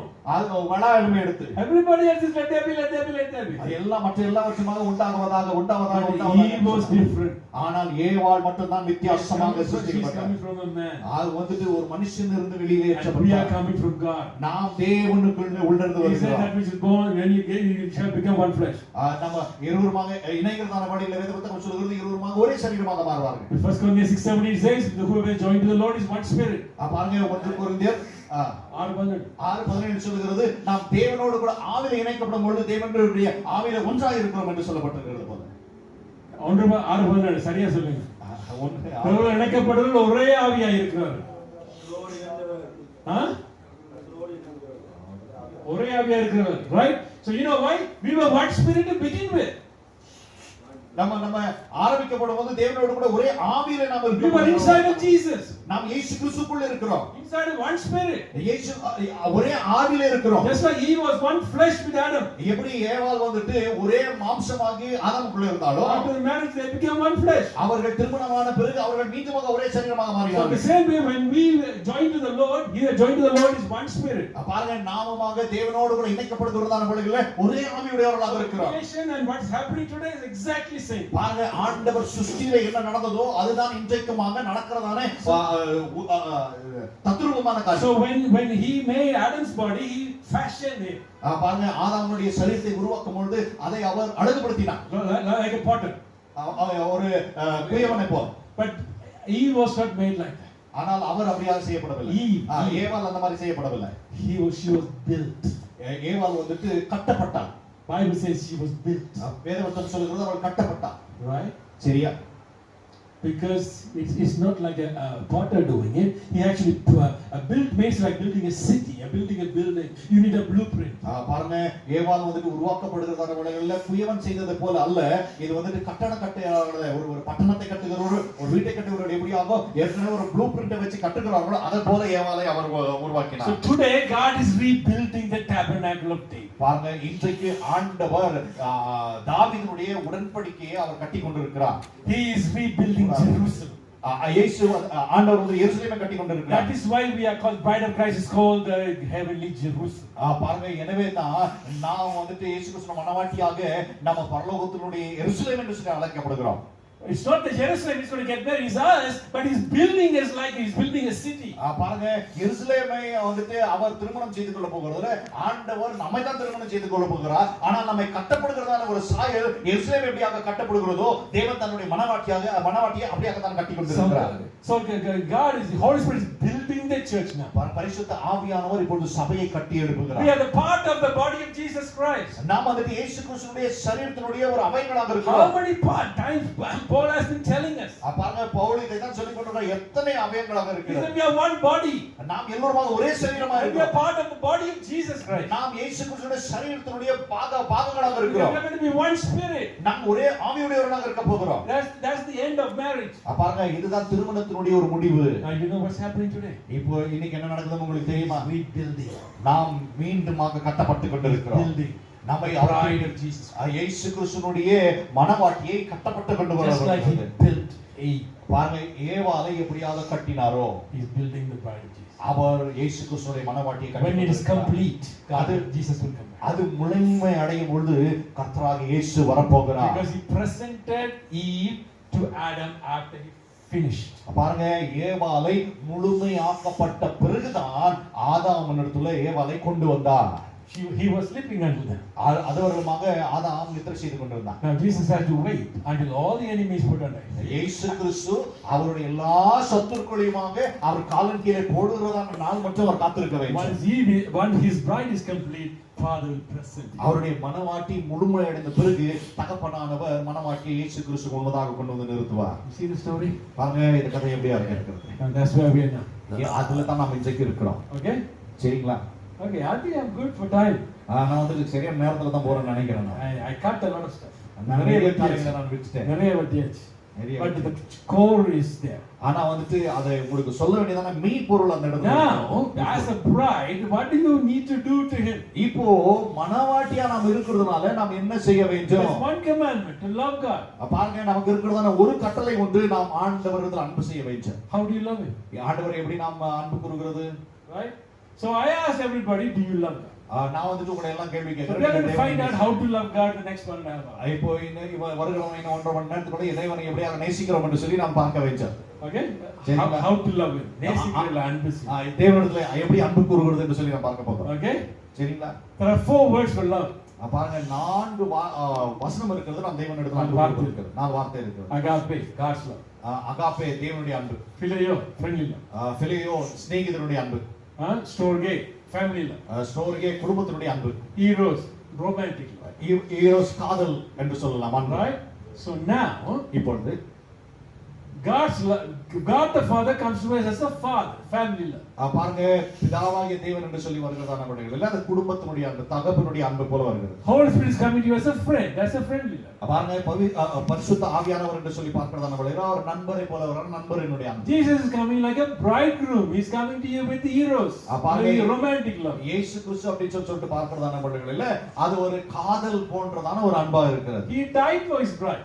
அவர் வந்துட்டு அவருடைய மனவாட்டிக்காக அவர் மரித்தார். In this world, that is the only love people die for. பாருங்க இந்த உலகத்துல இந்த காதலுக்காக தான் அவர்கள் ஜீவனை கொடுக்கிறார்கள். Father didn't die, the Holy Spirit didn't die. பாருங்க தகப்பனாகிய தேவனும் சாகவில்லை, பரிசுத்த ஆவியானவரும் சாகவில்லை, இயேசு தான் மரித்தார். And this whole story about this love story. பாருங்க இது எல்லாமே ஒரு காதல் கதை தான். Right? சரிங்களா? So you need to know how to love him. ஆனா நீங்களும் நானும் ஆண்டவரை எப்படி அவரிடத்தில் அன்பு கூறுவது என்று சொல்லி அறிந்து கொள்ள வேண்டும். சரி. Now you all love God. நீங்கள் எல்லோருமாக தேவனிடத்தில் அன்பு கூறுவீர்கள். Otherwise you are not going to be doing this. இல்லை என்று சொன்னா நீங்கள் தேவனுடைய ஊழியத்தை செய்ய மாட்டீர்கள். You are not going to be sitting here. நீங்கள் இந்த இடத்துல உட்கார்ந்து இருக்க மாட்டீங்க. சரிதானே? Right? ஆமா தானே? Right. So God Jesus told Peter, let's talk about it in the morning. வந்துட்டு இயேசு கிறிஸ்து பேதுருவிடம் சொன்னார் நாளை காலையில பேசலாம் அப்படினு So I'll ask the same question in 5 minutes. இப்போ வந்துட்டு உங்களுக்கு இந்த 5 நிமிஷத்துல அதே கேள்வி நான் உங்க இடத்துல We கேட்கிறேன். talk about it in 5 minutes. நான் வந்துட்டு உங்களுக்கு இத வந்துட்டு இன்னும் 5 நிமிஷம் விட்டு நம்ம பேசலாம். Okay? சரியா? I'll give you 5 minutes. உங்களுக்கு 5 நிமிஷம் நேரம். Right? I'll tell you my story. நான் வந்து என்னுடைய கதை In சொல்றேன். the 5 minutes. இன்னும் 5 I நிமிஷம். have a girlfriend in Sri Lanka. எனக்கு ஒரு ஸ்ரீலங்கால ஒரு கேர்ள் ஃப்ரெண்ட் இருக்காங்க. Next door neighbor. என்னுடைய வீட்டு பக்கத்துல. But in Sri Lanka you cannot talk to girls. ஸ்ரீலங்காவுல நீங்க வந்துட்டு ஒரு பெண் இடத்துல போய் வெளிரங்கமா பேச I mean, முடியாது. if you, my parents will kill me and her parents will kill her. என்னுடைய பெற்றோர்கள் என்னை பார்ப்பார்களான்னு என்னை கொண்டு போட்டு விடுவார். அவருடைய பெற்றோர்கள் அதை பார்த்தா அவரை கொண்டு போட்டு It's விடுவார். not allowed. அது ஸ்ரீலங்காவுல அனுமதி கிடையாது. Even here is like that. இங்க கூட ஏறக்குறைய அப்படிதான் இருக்கும். Right? சரியா? But she lives next door to me. ஆனா வந்து என்னுடைய பக்கத்து வீட்டிலே She இருக்கு. lives some far away, maybe I can go somewhere, sneak out and see her. கொஞ்சம் தொலைவில இருந்திருந்தா நான் வெளியில போய் அங்க இங்க நின்னு ஏதாவது பண்ணி அதை வந்து பார்க்க முடியும். Yeah, I cannot see her, but everybody will be watching us. இங்க பார்க்க முடியாது ஏன்னு சொன்னா எல்லாரும் எங்களை கவனித்து பார்த்து கொண்டிருப்பார்கள். Right? So it's hard for me. எனக்கு அது ரொம்ப கடினமான ஒரு காரியம். So she is going for tuition, then I had to go somewhere else and somehow go and meet somebody outside the city. இப்போ அந்த பெண்ணு டியூஷனுக்கு போறேன்னு சொல்லிட்டு வெளியில போன உடனே நான் வேற எங்கேயோ போற மாதிரி எங்கேயோ போய் சுத்தி போய் என்ன செய்யணும் அந்த பெண்ணை எங்கேயாவது பார்த்து பேசணும். But her father will be watching from outside when she is going. ஆனா வந்துட்டு அந்த வீட்டை விட்டு அவன் வெளியில போகும்போது அவனுடைய தகப்பனார் அந்த பெண்ணை கவனித்துக் கொண்டே இருப்பார். And he is not going to go back inside the house right away. He will wait there for a few minutes. பாருங்க நான் பொண்ணு போயிட்டா அப்படின்னு சொல்லிட்டு உடனே வீட்டுக்குள்ள போயிட மாட்டாரு. கொஞ்ச நேரம் அந்த இடத்துல தான் காவல் காத்து கொண்டே So இருப்பார். she will go and after 10 minutes I'll go and go the opposite direction. இப்போ வந்துட்டு அந்த பெண்ணு போய் 10-15 நிமிஷம் விட்டு நான் வந்துட்டு எதிர் நேரான வழியில தான் போகணும். So we have bicycles. எங்க ரெண்டு பேருக்கிட்டையும் சைக்கிள் உண்டு. Right? Regular bicycle. Right? நார்மலான bicycle. And so I had to go around and go to somewhere outside the city. பாருங்க இப்போ நான் எல்லாத்தையும் சுத்தி இப்போ ஒரு பட்டணத்துக்கு வெளியில போனோம்னா She will cut the tuition and she will come to the same place. இப்போ வந்துட்டு அவங்க டியூஷனுக்கு போறத கட்டடிச்சு நான் இருக்கிறத அதே இடத்துக்கு அந்த பெண்ணு வந்து And we go and talk. அப்புறமா போய் பேசுவோம். In my town everybody knows my mother. என்னுடைய ஊர்ல எங்க அம்மா யாருன்னு சொல்லி எல்லாருக்கும் தெரியும் என்னோட பட்டணத்துல. So by the time I come home my mom will be there with the stick. நான் வீட்டுக்கு வர்றதுக்கு முன்னாடி எங்க அம்மா கோலோட கூட காத்திருப்பாங்க. Did you go and see her? நீ போய் அவளை பார்த்தியா? There's no cell phone or anything. அந்த இடத்துல செல்போன் எல்லாம் ஒண்ணும் இல்ல. Somebody made it their business to come all the way to tell my mother. யாரோ ஒருத்தர் அவங்க வேலையெல்லாம் விட்டு அதே வேலையை எடுத்து வந்து எங்க அம்மா கிட்ட சொல்லிட்டு போயிட்டு இருக்காங்க. So Jesus was asking me this question. இயேசு கிறிஸ்து என்கிட்ட இந்த கேள்வி கேட்டார். So why did you go through such a struggle to go and see her? நீ வந்துட்டு ஏன் இவ்வளவு கஷ்டப்பட்டு நீ வந்துட்டு அன்பு செய்யறதான காதலிக்கிற பெண்ணை போய் பார்த்த நீ? Just love. அவன் அன்பு ஆண்டவரே. Right? அவ்வளவுதானே. You know when you love you do crazy things. நீங்க வந்து காதலிக்கிறதான வழிகள வித்தியாசமா பைத்தியக்காரத்தனமான காரியம்லாம் செய்வீங்க. Right? அப்படிதானே? காதலிக்க கண்ணில்னு சொல்லுவாங்க இல்ல? காதலிக்க கண்ணுலன்னு சொல்லி இருக்காங்க இல்லையா? They do all kinds of crazy things. Just love. பாருங்க எல்லா விதமான பைத்தியக்காரத்தனம். This is just love. காரணம் அன்பு. நான் இயேசு கிட்ட பார்த்து சொன்னேன் நான் அவளை காதலிக்கிறேன். Jesus asked me, so you go there and what do you talk about? நீ அங்க போறே இல்லையா? அங்க போய் என்ன பேசுற? I said nothing. ஒண்ணும் இல்ல. சரியா? கரெக்ட்டா? பதில் சரிதானே? So okay. You went all the struggle to go all that and you go and meet her and you talk nothing? ஆண்டவர் கேட்டாரு, இவ்வளோ கஷ்டப்பட்டு ஊரெல்லாம் சுத்தி அங்க போய் அவனை சந்திச்சு அவகிட்ட ஒண்ணுமே பேசல. I said, Jesus, you won't understand. நான் This சொன்னேன், is just love. இயேசு கிட்ட சொன்னேன், நான் இதெல்லாம் உனக்கு புரியாத ஆண்டவரே, இது காதல். It's just about seeing her. இது வந்துட்டு அவளை பார்த்தா I போதும். mean, I can live with that feeling the whole day. அந்த நான் பார்த்ததால அந்த உணர்விலேயே என்னால ஒரு நாளெல்லாம் இருக்க முடியும். Even I can sleep so well that night. அன்னைக்கு ராத்திரி வந்து நல்ல தூக்கம் கூட வரும். It's just love. அது வந்து ஒரு அன்பு. I said, Jesus, you won't understand. நான் இயேசுக்கு சொன்னேன், உனக்கு அதெல்லாம் புரியாது ஆண்டவர். Jesus said, I can understand. ஆண்டவர் சொன்னாரு, எனக்கு அதான் புரிஞ்சுக்க முடியும். Then he said something. அதுக்கு பிறகு ஆண்டவர் எனக்கு ஒன்று சொன்னாரு. So if that is love, அது அன்பா இருக்குமேனா, when is the last time you did that with me? இத மாதிரி என்னோட கூட நீ எப்போ கடைசியா பண்ண? இந்த மாதிரி என்ன எப்போ நேசிச்ச கடைசியா? என்னோட எப்படி அன்பு கொடுத்த? You go to pray for an hour, நீங்க வந்துட்டு ஜெபம் பண்றதுக்கு 1 மணி நேரம் தான் போறீங்க. and then somebody asks you, where do you pray? யாரோ வந்து நம்ம கிட்ட கேக்குறாங்க, என்ன ஜெபம் பண்ண? Nothing. ஒண்ணும் இல்லைங்க. Come here. If that girl comes to me with a list, இப்போ அந்த பெண்ணு என்ன பார்க்க வரும்போது ஒரு பெரிய பட்டி எடுத்துட்டு வராங்கன்னு you வெச்சுக்கலாம். know, I have this problem, you know, my mom has this problem, you know, can you do this, can you do that? இப்போ வந்துட்டு எங்க அம்மாக்கு இந்த பிரச்சனை இருக்குது, அவங்களுக்கு இந்த பிரச்சனை இருக்குது, இதெல்லாம் உன்னால சரி செய்ய முடியுமா, செஞ்சு கொடுக்க முடியுமான்னு ஒரு லிஸ்டோட வரான்னு வெச்சுக்கலாம். You think next day I will go through the struggle to go and see her? பாருங்க, இந்த வந்து பிரச்சனை இவ்வளவு கஷ்டப்பட்டு அந்த பெண்ணை போய் பாப்ப நீங்க யோசிக்கிறீங்களா? There's no love. அது அன்பு இல்ல. Right? அப்படிதானே? Jesus power. இயேசு கிறிஸ்து பாவம். நீங்க எப்போ லிஸ்டோட தான் போறீங்க. I talked to lots of pastors. They said, yes, brother. Every time I go because I need something. நான் நிறைய ஊழியரோட கூட பேசுறேன். நானே அவங்க சொல்றாங்க, எப்போ இயேசுவை நான் பார்க்க போனாலும் ஒரு பெரிய லிஸ்ட் வச்சுட்டு தாங்க போறேன் நான். Hey, there's something I need. That's why I'm going. ஏதோ எனக்கு தேவை, அதனால தான் இயேசுவை பார்க்க போறேன். Is either me, my family, or my church. ஒன்று என்னுடைய தேவையா இருக்கும், இல்ல என்னுடைய சபையினுடைய தேவையா இருக்கும், இல்ல என்னோட குடும்பத்தினுடைய தேவையா இருக்கும். Did you ever go there and say, what did you talk about? Nothing. எப்பவாவது ஜெப நேரத்துக்கு போயிட்டு வந்து என்னங்க ஜெபிச்சீங்கன்னு சொல்லிட்டு, ஒண்ணும் இல்லைங்க, இயேசுவை பார்த்துட்டு வந்து நீங்க சொல்லி இருக்கீங்க. Enjoying each other. நம்ம ஒருத்தர் பார்க்கிறதுலயே சந்தோஷமா I just இருந்தோம். wanted to see him. நான் இயேசுவை பார்க்க போனேன். Why? ஏன்? It's just love. You don't understand. இயேசுவை நான் நேசிக்கிறேன், அது உங்களுக்கு புரியாது. You just go there and sit there for an hour and talk nothing? நீ போய் அங்க 1 மணி நேரம் அங்க உட்கார்ந்து ஒண்ணுமே பேசல. No, you won't understand. We just love each other. உங்களுக்கு புரியாதுங்க, நாங்க ஒருத்தர் ரொம்ப நேசிக்கிறோம். King David said, one day in the house of the Lord is better than thousands elsewhere. தாவீது ராஜா எப்படியாக சொல்கிறார், தேவனுடைய கூடாரத்துல ஒரு ஆகமய கூடாரத்துல 1000 நாளை பார்க்கிலும் தேவனுடைய கூடாரத்துல ஒரு நாள் நல்லது. He wasn't praying for anything. அவரே எதுக்காக ஜெபம் பண்ணல. He just enjoyed the presence. அவர் தேவனுடைய பிரசன்னத்தை Just sitting in the house is enough for him. அவருக்கு தேவனுடைய ஆலயத்துல போய் உட்கார்ந்தா போதும். I have set the Lord before me. அவர் சொல்கிறார், தேவனை எனக்கு முன்பாக வைத்து இருக்கிறேன். That's all he wants. அது மட்டும் எனக்கு போதும். Right? ஏன்? You know why you don't do that? ஏன் நீங்க அதை You சீர்திருத்தீங்களா? எப்ப love பண்ணீங்க? ஆண்டவர் எப்பதான் லவ் நீங்க பண்ணீங்க? எப்பயாவது love பண்ணிருக்கீங்க? இருக்கா? அது பழக்கமா இருக்கா? அது யோசனையா இருக்கா? You never loved it. நீங்க ஆண்டவரை எப்பவுமே நீங்க நேசிக்கல. That is the problem. அதுதான் பிரச்சனை. அன்பு செய்யும். அன்பு பொருள். காதலி நேசிக்கிறீங்க. friend மாதிரி தான். ஃப்ரெண்ட் மாதிரி நேசிக்கிறோம். லவ் பண்ண தெரியாது. காதலிக்கிறது. புரியுதா? This is the reason you work hard, you pray hard, you fast hard, but nothing is happening. பாருங்க, இதுதான் காரணம். நீங்க நல்ல வேலை செய்றீங்க, நல்ல ஊழியம் செய்றீங்க, நல்ல உபவாசம் பண்றீங்க, ஒண்ணுமே நடக்கிறது இல்ல. Even the nagging wife gets something here and there. நான் போய் வந்து தொல்லை கொடுத்து ஏதோ இங்க அங்க ஏதோ வாங்குறதுக்கு முயற்சி செய்றோம். நச்சரிக்கிற மனைவி கிடைக்கிறது. நச்சரிக்கிற மனைவி கூட ஏதோ அங்க கொடுக்குற மாதிரி. You pray for a week and you get something and you give a testimony. I prayed for a whole week and I got this. நான் ஒரு வாரம் ஜெபம் பண்ண பிறகு ஏதோ ஒன்னு கிடைக்குது, அத கூட சாட்சியா சொல்றோம். ஒரு வாரம் ஜெபிச்சாங்க, இத ஆண்டவர் கொடுத்திருக்காரு. I mean, I couldn't stand your nagging. I gave it to you. Then you make it a testimony. பாருங்க, நான் உன்னை தொல்லை கொடுத்ததுனால நான் உனக்கு கொடுத்தேன், இத போய் சாட்சி சொல்லிட்டு இருக்கறியா? And then sometimes you pray and nothing's happening. Like 10 women will get together and pray. பாருங்க, கொஞ்ச நேரம் நான் ஜெபம் பண்றேன், ஒண்ணுமே நடக்கலன்னா ஒரு 10 பேரை சேர்த்து ஜெபிக்க ஆரம்பிச்சேன். God said, I can't handle, just give.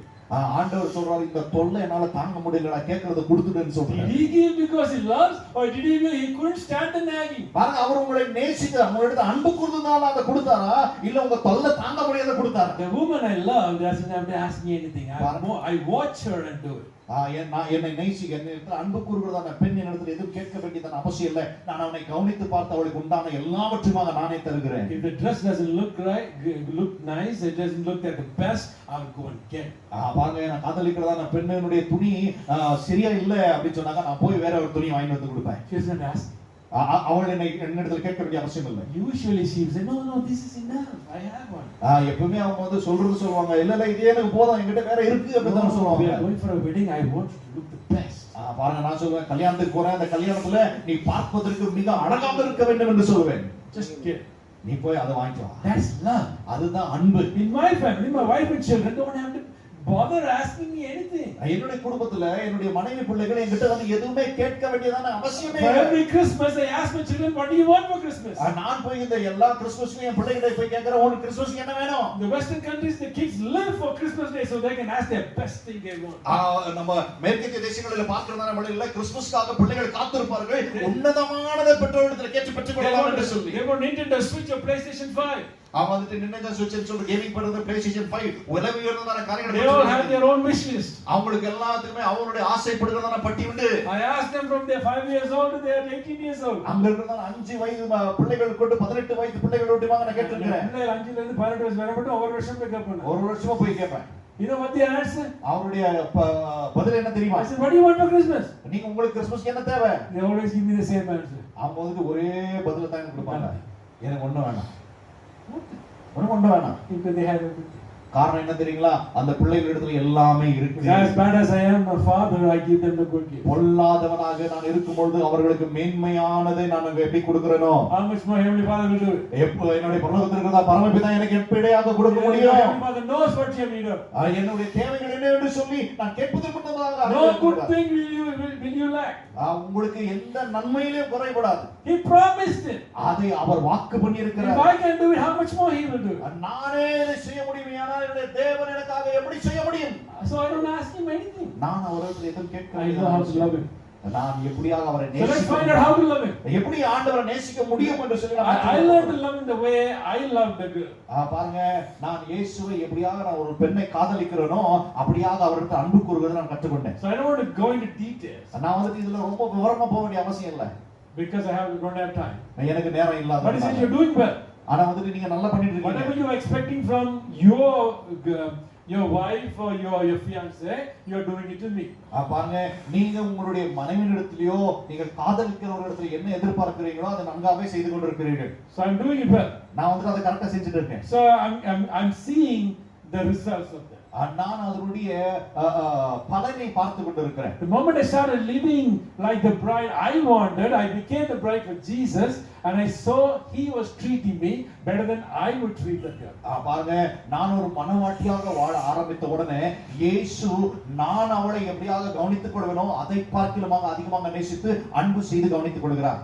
Because He's better. காரணம் அவர் என்னை பார்க்கிலும் மேன்மையானவர். So now He says you are fulfilling your desire, how you want a bride to be.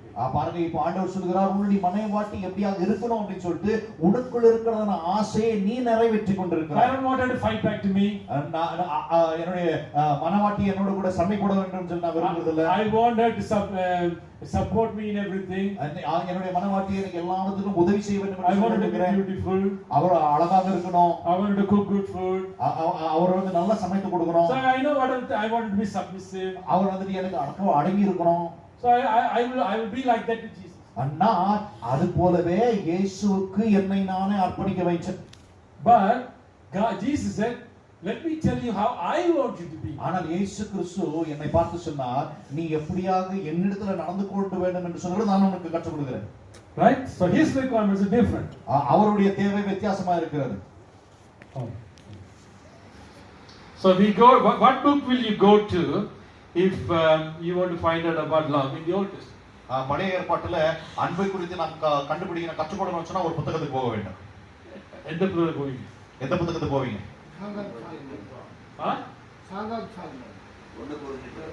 Song of Solomon. பழைய ஏற்பாடு. Song of Solomon. Okay. So let's go to Song of Solomon. உன்னத பாட்டுக்கு போலாம். உன்னத பாட்டு.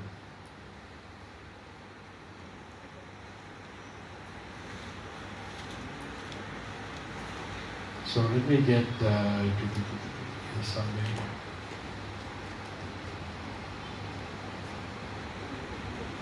Okay. So here we have a story of who? What? இந்த இடத்துல ஒரு கதை இருக்கிறது. யாரை பற்றி கதை? யாரை பற்றிய கதை இந்த இடத்துல உன்னத பாட்டுல So who are you going to learn the love from? பாருங்க, யாரிடத்துல வந்து நீங்கள் அன்பை கற்றுக்கொள்ள போகிறீர்கள்? From நேசர். But in that story, இந்த கதையில உன்னத பாட்டுல இருக்கிற அந்த கதை அந்த இடத்துல நேசர் இல்ல. நேசர் வரவே இல்லை கடைசியா. சூலமித்தியால். Sorry, we are talking about Neser, but nobody, there is no Neser. பாருங்க, நேசரை பற்றி தான் பேசிக் கொண்டிருக்கிறோம். ஆனா நேசரை அங்க காணோம். கதையில வரவே இல்லை. அங்க அவர் இல்ல. இருக்குது, very இல்லை. But யார்ட்ட ஸ்டோரி? யாருடைய கதை இங்க எழுதி இருக்கிறது? சூலமித்தியால்.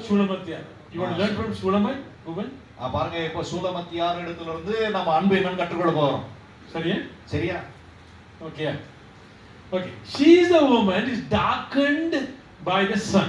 பாருங்க, இவள் எப்படிப்பட்டவளாக இருக்கிறாள் சொன்னா வெயில்னால் கரும்பாக்க மாற்றப்பட்டிருக்கிறவள். And the brothers didn't treat her well. The brothers made a dirty job. பாருங்க, அவருடைய சகோதரர்கள் அவர்களை சரியாக நடத்தவில்லை. அவர்கள் எல்லா கடினமான வேலைகளையும் கொடுத்தாங்க. Her job is to chase the little foxes that eat the vineyard. பாருங்க, அவங்களுக்கு என்ன வேலை கொடுத்திருந்தாங்க அப்படின்னு சொன்னாக்கா வருகிறதான நரிகளை திராட்சை தோட்டத்திலிருந்து ஓட்டுகிறதான வேலையை கொடுத்திருந்தாங்க. That's not a girl's job. அது வந்துட்டு ஒரு பெண் செய்கிறதான வேலை அல்ல. The brothers didn't treat her right. பாருங்க, அவருடைய சகோதரர்கள் அவர்களை சரியாக நடத்தல. And she's a poor girl. அவள் வந்து ஒரு ஏழையான ஒரு மகள். And she is, if you read the first two chapters, is in love with a shepherd. பாருங்க, இப்போ வந்து 3 அதிகாரம் 1 2 3 படிக்கிறதான வழியில ஒரு மேய்ப்பன் பையனை ஒரு காதலிக்கிறான் என்று சொல்லப்பட்டிருக்கு. He is her beloved. அவர் வந்துட்டு அவருடைய நேசன். And he is singing about her love. அவர் வந்துட்டு அந்த காதலுக்காக அன்புக்காக ஏங்கி கொண்டிருக்கிறார். Right? சரியா? Both are in real deep love. அவர் வந்துட்டு ரெண்டு பேரும் மிக ஆழமான அன்புல இருக்கிறார். But in the 4th chapter, Solomon is come. 4வது அதிகாரத்துல சாலமோன் வருகிறார். Solomon has 700 wives and 300 concubines. பாருங்க, இப்போ சாலமோனுக்கு எவ்வளவு அப்படின்னு சொன்னா 700 மனைவியும் 3000 மறுமணவாட்டிகளும் உண்டு. So 1000. இப்போ 1000 பேருடைய வருகிறார். So he can get wives from any princess from any country. அவர் வந்துட்டு எந்த ராஜகுமாரியோ எந்த தேசத்துல இருந்தாலும் மனைவியாக பெற்றுக்கொள்ள முடியும். He likes somebody, he can take the wife. யாராவது இவருக்கு பிடிக்கும்னு சொன்னாங்க அவரை மனைவியாக. Everybody loves him. எல்லாரும் சாலமோனை He is the richest person in the whole world. இந்த உலகத்திலே மிக ஐஸ்வர்யவான் Solomon. His birth was calculated to be $2.5 trillion. அவருடைய மதிப்பீடு வந்துட்டு 2023 1000 கோடிகள் என்று சொல்லலாம். கோடிகள் போகும். We have millionaires and billionaires. இந்த இடத்துல வந்துட்டு லட்சாதிபதிகள் கோடீஸ்வரர்கள் உண்டு. 100 கோடி என்றா ஒரு பில்லியன். right? 100 கோடி ஒரு பில்லியன். கோடீஸ்வரர் 1000 100 என்றால் 1 லட்சம் கோடி என்றால் ஒரு ட்ரில்லியன். 1 லட்சம் கோடி என்றால் சரியா?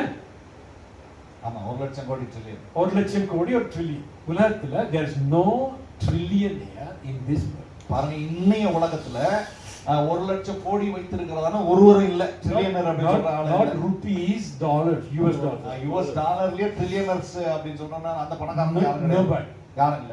Even the billionaires, their money is paper money. பாருங்க, யாரெல்லாம் கோடீஸ்வரர்கள் இருக்கிறார்களோ அவங்க கிட்ட இருக்கிறது வந்துட்டு வெறும் paper. They have company, they own company shares, the company goes down, the money goes down. அவங்க கிட்ட எல்லாம் கம்பெனி இருக்குது, கம்பெனில ஷேர் வச்சிருக்காங்க. ஷேர் கீழ போச்சுன்னா இவங்க பணத்தோட மதிப்பு கீழ போய்டும்.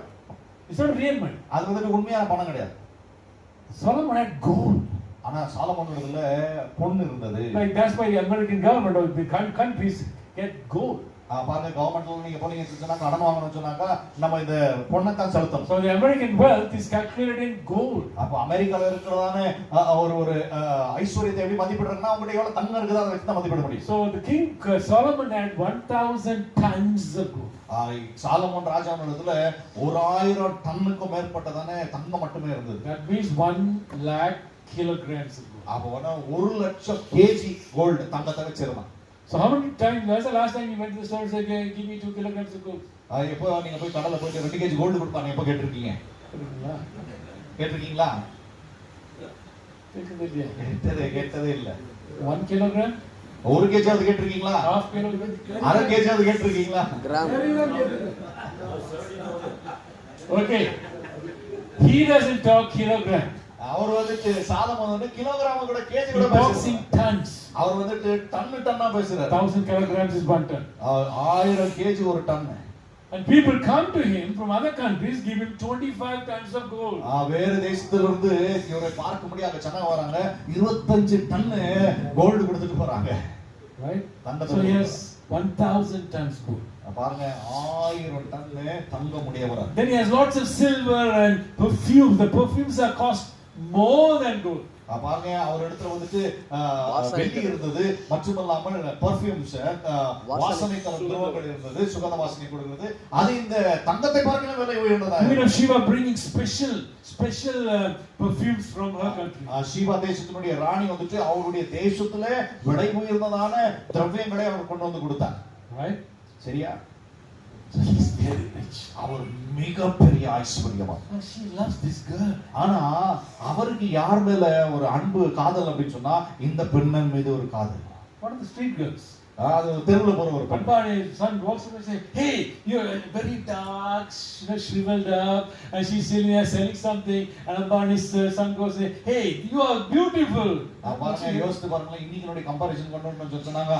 தெருவுல வந்து நம்ம பார்க்கும்போது இந்த டிராபிக் சிக்னல் எல்லாம் தெருவுல விற்கிறாங்க இல்லைங்களா, ரொம்ப கருப்பா இருக்கிறதான ஒரு பெண் அந்த இடத்துல இருக்கிறதான. இப்ப யோசித்து பாருங்க, அம்பானியுடைய பையன் போய் அவளை பார்த்து நீ ரொம்ப அழகா இருக்கிறேன்னு சொன்னா எப்படி இருக்கும்?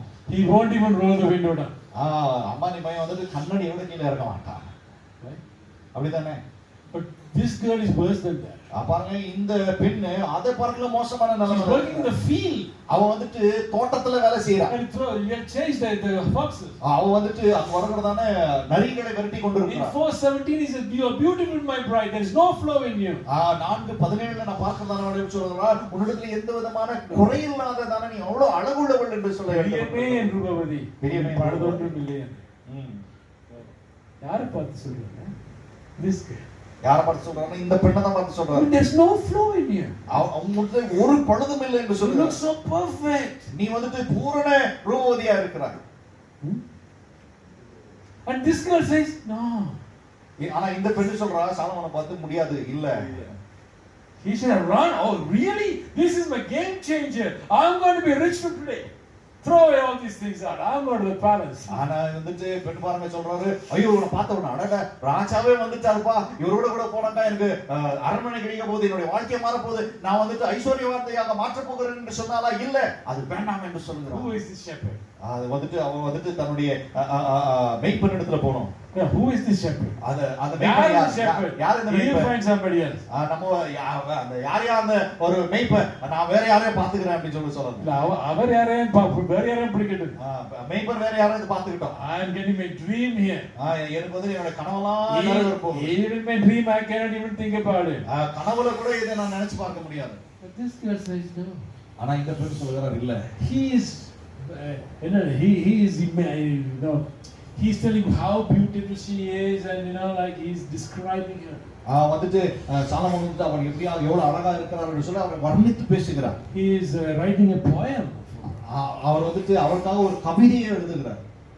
The whole chapter 4 is like that. அந்த 4வது அதிகாரம் முழுவதுமாக அப்படிதான் எழுதப்பட்டிருக்கிறது. Right? No, I mean I only said one verse, but there are so many verses. நான் ஒரு வசனத்தை சொல்லி இருக்கிறேன், அந்த நிறைய வார்த்தைகள் உண்டு அந்த இடத்துல. Right? சரியா? But he is also the smartest. He is also the smartest. அவர் பார்க்கிறதான அவர் ரொம்ப புத்திசாலி. And other kings and priests want to see Solomon's wisdom. வேற இருக்கிறதான ராஜாக்கள் எல்லாம் வந்து சாலமோனின் ஞானத்தை பார்க்க முடியாத விரும்புகிறார்கள். He is one of the strongest king because he acquired more land for Israel. பாருங்க, அவன் எல்லா ராஜாவை பார்க்கலாம் மிக பலவாய்ந்ததான ராஜா. காரணம் இந்த இஸ்ரவேல் தேசத்துக்காக अनेक நாடை அவன் பிடித்து வைத்துக்கொண்டான். He must have been one of the handsome guys because all 1,000 women wanted him. பாருங்க, இவன் வந்து ரொம்ப அழகு நிறைந்தவனா இருக்கணும். காரணம் 1000 பெண்களுக்கு இவன் தேவைப்பட்டிருந்தான், பிடித்துக் கொண்டார்கள். But this girl says, ஆனால் இந்த பெண் சொல்லுகிறாள் வேணாம். So he only tried to describe her, tell her good things, right? பாருங்க, சாலமோன் வந்துட்டு அவளை பத்தி வர்ணித்து பேச கவிதை எழுத மட்டுமே முயற்சி செய்தார். அதெல்லாம் செய்ய முடிஞ்சது. So when a guy sees a girl at school, he'll first try to tell her good things about her. பாருங்க, யாராவது ஒரு பெண்ணை முதல் முறையாக பார்க்கும்போது காதலிக்க வேண்டும் என்று சொன்னால் அவளை பற்றி இருக்கிறதான நன்மையான காரியங்களை குறித்து தான் சொல்ல முடியும். Hey, you're so beautiful. I've never seen a beauty like this. நீ ரொம்ப அழகா இருக்கிற, இந்த மாதிரி அழகு நான் எங்கேயுமே பார்க்கல. You know how to dress. உங்களுக்கு எப்படி உடைய அமைக்க வேண்டும் என்று You're சொல்லி so தெரியும். perfect. நீ வந்து ரொம்ப குறையில்லாத இருக்கு. So this girl say, hey, he likes me. இந்த பொண்ணு Yeah. சொல்லும், அவருக்கு என்ன ரொம்ப பிடிக்குது. Yeah, nobody ever said good things about me like this. என்ன பத்தி யாரும் இந்த மாதிரி வர்ணிச்சு நன்மையான காரியங்களை So சொன்னதே கிடையாது. she might fall for him. அவள் வந்துட்டு அவளுக்காக விட முடியும். But this girl didn't. ஆனா இந்த பெண்ணும் அதை செய்யவில்லை. Why? ஏன்? So now King Solomon says, let me try the next step. இப்போ வந்துட்டு சாலமோன் வந்துட்டு ஓகே இது நான் ட்ரை பண்ண முடியல, இப்போ அடுத்த கட்டத்துக்கு போலான்னு What நினைக்கிறேன். will he do? இப்போ அவர் என்ன Maybe செய்யறாரு? let me buy some gifts. இப்போ அவர் சொல்றாரு ஏதாவது ஒரு நல்ல கிஃப்ட் வாங்கி போய் You go and give the gift. இப்போ போய் கிஃப்ட் கொடுக்கலாம். She might take it or she might slap your face. வந்துட்டு அந்த கிஃப்ட்டை வாங்கிக்கலாம், இல்லைன்னா முகத்துல ஓங்கி ஒன்று அறாய் விடலாம். But she's bringing her to the palace. இப்போ வந்துட்டு அவளை வந்துட்டு அரண்மனைக்கு கொண்டு வருகிறார். In chapter 5 is giving the things from the palace. இப்போ வந்து அரண்மனையில இருக்கிறதான நல்ல காரியங்கள் எல்லாம் அந்த She has perfume, nice dress, nice bed, very comfortable. This girl has never had this in her life. அவர்கள் வாழ்க்கையிலே இல்லாததானே மிக விலை உயர்ந்ததான வாசனை திரவியங்கள் இருக்கிறது, நல்ல ஆடைகள் இருக்கிறது, நல்ல மெத்தை இருக்கிறது. அவருடைய வாழ்க்கையிலே அது பார்த்திராததான காரியங்கள் எல்லாம் இந்த இடங்களில் கொடுக்கப்படுகிறது. She started enjoying. இப்போ வந்துட்டு இவன் வந்துட்டு அதையெல்லாம் விரும்பி அனுபவிக்க ஆரம்பித்தான். But she still said no to it. ஆனால் சாலமோன் கிட்ட முடியாது என்று சொல்லுகிறார். Why? ஏன்? Is that beloved of her is better than Solomon? பாருங்க, அவள் காதலிக்கிறதான நேசிக்கிறதான அந்த மேய்ப்பன் சாலமோனை பார்க்கிலும் மேன்மையானவனா? Solomon is the best thing this world can give. இந்த உலகத்திலேயே மிக மேன்மை உத்தமமானது கொடுக்க முடியும் என்று சொன்னால் அது சாலமோன் தான். Right? There's nobody better than him. This world cannot offer more than Solomon. பாருங்க, சாலமோனை பார்க்கிலும் மேன்மையானவர் ஒருவர் இல்லை. சாலமோனை பார்க்கிலும் இந்த உலகம் வேற ஒரு மனிதனுக்கு ஒன்று கொடுத்து விட முடியாது. So the world picked the best man to get her. பாருங்க, இந்த உலகத்திலேயே இருந்ததான மிக உன்னதமான மனுஷனை கொண்டு அவளை எடுத்துக்கொள்ள வேண்டும் என்று சொல்லி முயற்சி She's செய்கிறது. a poor girl, darkened, and she has nothing. She's not even treated well by her own brothers. பாருங்க, இந்த பெண்ணோ மிக கருமையானவளாக இருக்கிறார், மிக கடினமானவள், ஏழையாக இருக்கிறார். அவருடைய சகோதரன் கூட அவரை கவனிக்காமல் இருக்கிறார்கள். Indian people, everybody wants to become fair. இந்த தேசத்தை பார்க்கும்போது எல்லாருமாக வெள்ளையாக வேண்டும் என்று சொல்லி விரும்புகிறோம். But she didn't have any makeup. ஆனா அவளுக்கும் எந்த விதமான மேக்கப்பும் இல்ல, No hairstyle. ஹேர் ஸ்டைல் கிடையாது. But she must have been extremely beautiful. ஆனா அவ வந்துட்டு பார்ப்பதற்கு மிக அழகுள்ளவளாக இருந்திருக்கிறார். That's why Solomon loves her. அதன் நிமித்தமாக தான் சாலமோனை அன்பு செய்கிறார். He's trying. அவர் வந்துட்டு முயற்சி செய்து The கொண்டிருக்கிறார். gifts didn't work. அவர் வந்துட்டு வேலைகள் எல்லாம் செய்கிறார். The gifts didn't work. அவர் கொடுத்த நன்கொடைகள் வேலை செய்யவில்லை. No, gifts. கொடுத்த gift. கொடுத்த நன்கொடை. நன்கொடை. Right? What's the next step? அடுத்த கட்டம் என்னங்க இப்போ? You really like this girl. இப்போ You really like this girl. What will you try next? பாருங்க, இப்போ நன்கொடை கொடுத்தாச்சு, போய் அன்பு செலுத்தியாச்சு. இப்போ நீங்க என்ன பண்ணுவீங்க? அடுத்த கட்டமா நீங்க என்ன பண்ணுவீங்க? டைம் எல்லாம் முடிஞ்சது. அரே அந்த நேரத்தை யோசிச்சு பார்த்து ஆன்சர். உங்க நேரம் எல்லாம் முடிஞ்சிச்சு. இப்பெல்லாம் ட்ரை பண்ண முடியாது. அந்த காலத்துல என்ன பண்ணிருப்பீங்க அதை யோசித்து பாருங்க. What would you have done if you really found the dream of your life, the beauty? நீங்கள் ரொம்ப நேசிக்கிறதான அழகுள்ளதான ஒரு பெண்ணை, இவ தான் என்னுடைய வாழ்க்கை துணையா வரணும்னு சொல்றதான பெண் கிடைத்திருக்கும். ஏன்னா நீங்க அடுத்த கட்டமா என்ன யோசித்து பண்ணிருப்பீங்க? What's next? Huh? Oh yeah. You wanted a slap in your face or you wanted a feet on your face? Okay. So next thing is you try to talk to her. பாருங்க, அடுத்த கட்டமா நம்ம என்ன பண்ணுவோம்னு சொன்னா, எப்படியாவது அவர்களோடு கூட பேசியாவது நண்பராவது இருக்கலாம்னு சொல்லிட்டு ஒரு முயற்சி எடுப்போம். She tried to talk to her friends. அவருடைய சிநேகிதை கிட்ட பேசுறதுக்கு போவோம். Hey, can you talk to her about me? நீங்க வந்து தயவு செய்து என்ன பத்தி கொஞ்சம் சொல்லுங்களேன். Talk to her about me. Just say something good to her about me. என்ன பத்தி நல்ல விஷயங்களை அவர்கிட்ட எடுத்து சொல்லுங்க. என் மேல காதல் வர மாதிரி ஏதாவது எடுத்து சொல்லுங்க. Maybe the friends say, actually he's actually a nice guy. வந்து அந்த சிநேகிதை வந்து சொல்லக்கூடாது, அந்த பையன் ரொம்ப நல்ல பையன், ஏன் பார்க்க மாட்டேன்னு கூட கேட்கலாம். So he is sending the Jerusalem women. பாருங்க, எருசலேமில் இருந்து பெண்களை அவன் அனுப்பினான் Solomon. They are trying to talk. அவங்க போய் அவங்க இடத்துல பேசி பார்த்தாங்க. You know what she said? ஆனால் அந்த பெண் என்ன சொன்ன You தெரியுமா? know something about love, right? உங்களுக்கு அன்பை பத்தி, காதலை பத்தி சில விஷயங்கள் தெரியும் இல்லையா? You know why somebody loves somebody and the parents will try to give them somebody so much better than that person, but this girl can never love her. யாரோ ஒருவரை காதலிக்கிறதான வழியில பெற்றோர்கள் என்ன செய்வாங்கன்னு சொன்னாங்க, காதலிக்கிறவர்களை பார்க்கிலும் மேன்மையானவர்களை காண்பித்தா கூட இவங்க ஒத்துக்க மாட்டாங்க. இல்ல வேணாம் அப்படின்னு சொல்லுவாங்க. You know why? ஏன் தெரியுமா? Because there's no switch inside to turn the love off. பாருங்க, உள்ள லவ் ஆஃப் பண்றதுக்குரியதான சுவிட்ச் எதுவும் இல்ல. You have no switch to turn it on either. அத வந்துட்டு ஆன் பண்றதுக்கு எந்த சுவிட்சும் கிடையாது. So you fall in love. நீங்க வந்துட்டு அன்புல காதல்ல விழுந்துடுறீங்க. You see somebody and all of a sudden this comes from inside. யாராவது நீங்க பார்த்த உடனே திடீரென்று சொல்லி உங்களுக்கு தோன்றுகிறது. That's the only way you can love. பாருங்க அது இது ஒரே வழி தான் நீங்கள் மற்றவர்களை If somebody doesn't love, there is no way you can make the other person love. பாருங்க ஒருத்தர் உங்களை காதலிக்கலன்னு சொன்னா நீங்க என்ன செய்தாலும் அவர்களை உங்களிடத்துல ஈர்ப்பு செய்து அன்பு செய்ய வைக்க முடியாது. Even that person doesn't know how to do it. அது அந்த நபர் கூட அதை எப்படி செய்யணும்னு சொல்லிட்டு தெரியாது. Okay? So she's saying, like in Song of Solomon 2:7, 3:5, 8:4, all three says exactly same word. Just read one word. 3:5. Oh, 2:7. 3:5. Yes, Nivas. எஸ்லேமின் குமார்த்திகளே, எனக்கு பிரியமானவர்களே, மனதாக மட்டும் நீங்கள் அவனை விழிக்க பண்ணாமலும் எழுப்பாமலும் இருக்கும்படி வெளிமான்கள் மேலும் வெளியின் மறைகளின் மேலும் உங்களை ஆணையிடுகிறேன். You cannot arouse that love from inside of me unless I do it myself. அவர் சொல்றார் எனக்குள்ள இருந்து உங்களால வந்துட்டு காதலை ஏற்படுத்த முடியாது, அது எனக்குள்ள இருந்து தான் வரணும் அப்படி சொல்றாரு. It come from inside of me. அது என்னுடைய உள்ளத்துல இருந்து வர வேண்டும். You cannot do it. நீங்கள் அதை செய்ய முடியாது. He said it 3 times. அது வந்து 3 முறை அவர் சொல்றார். Every time they try to say no, you cannot do it.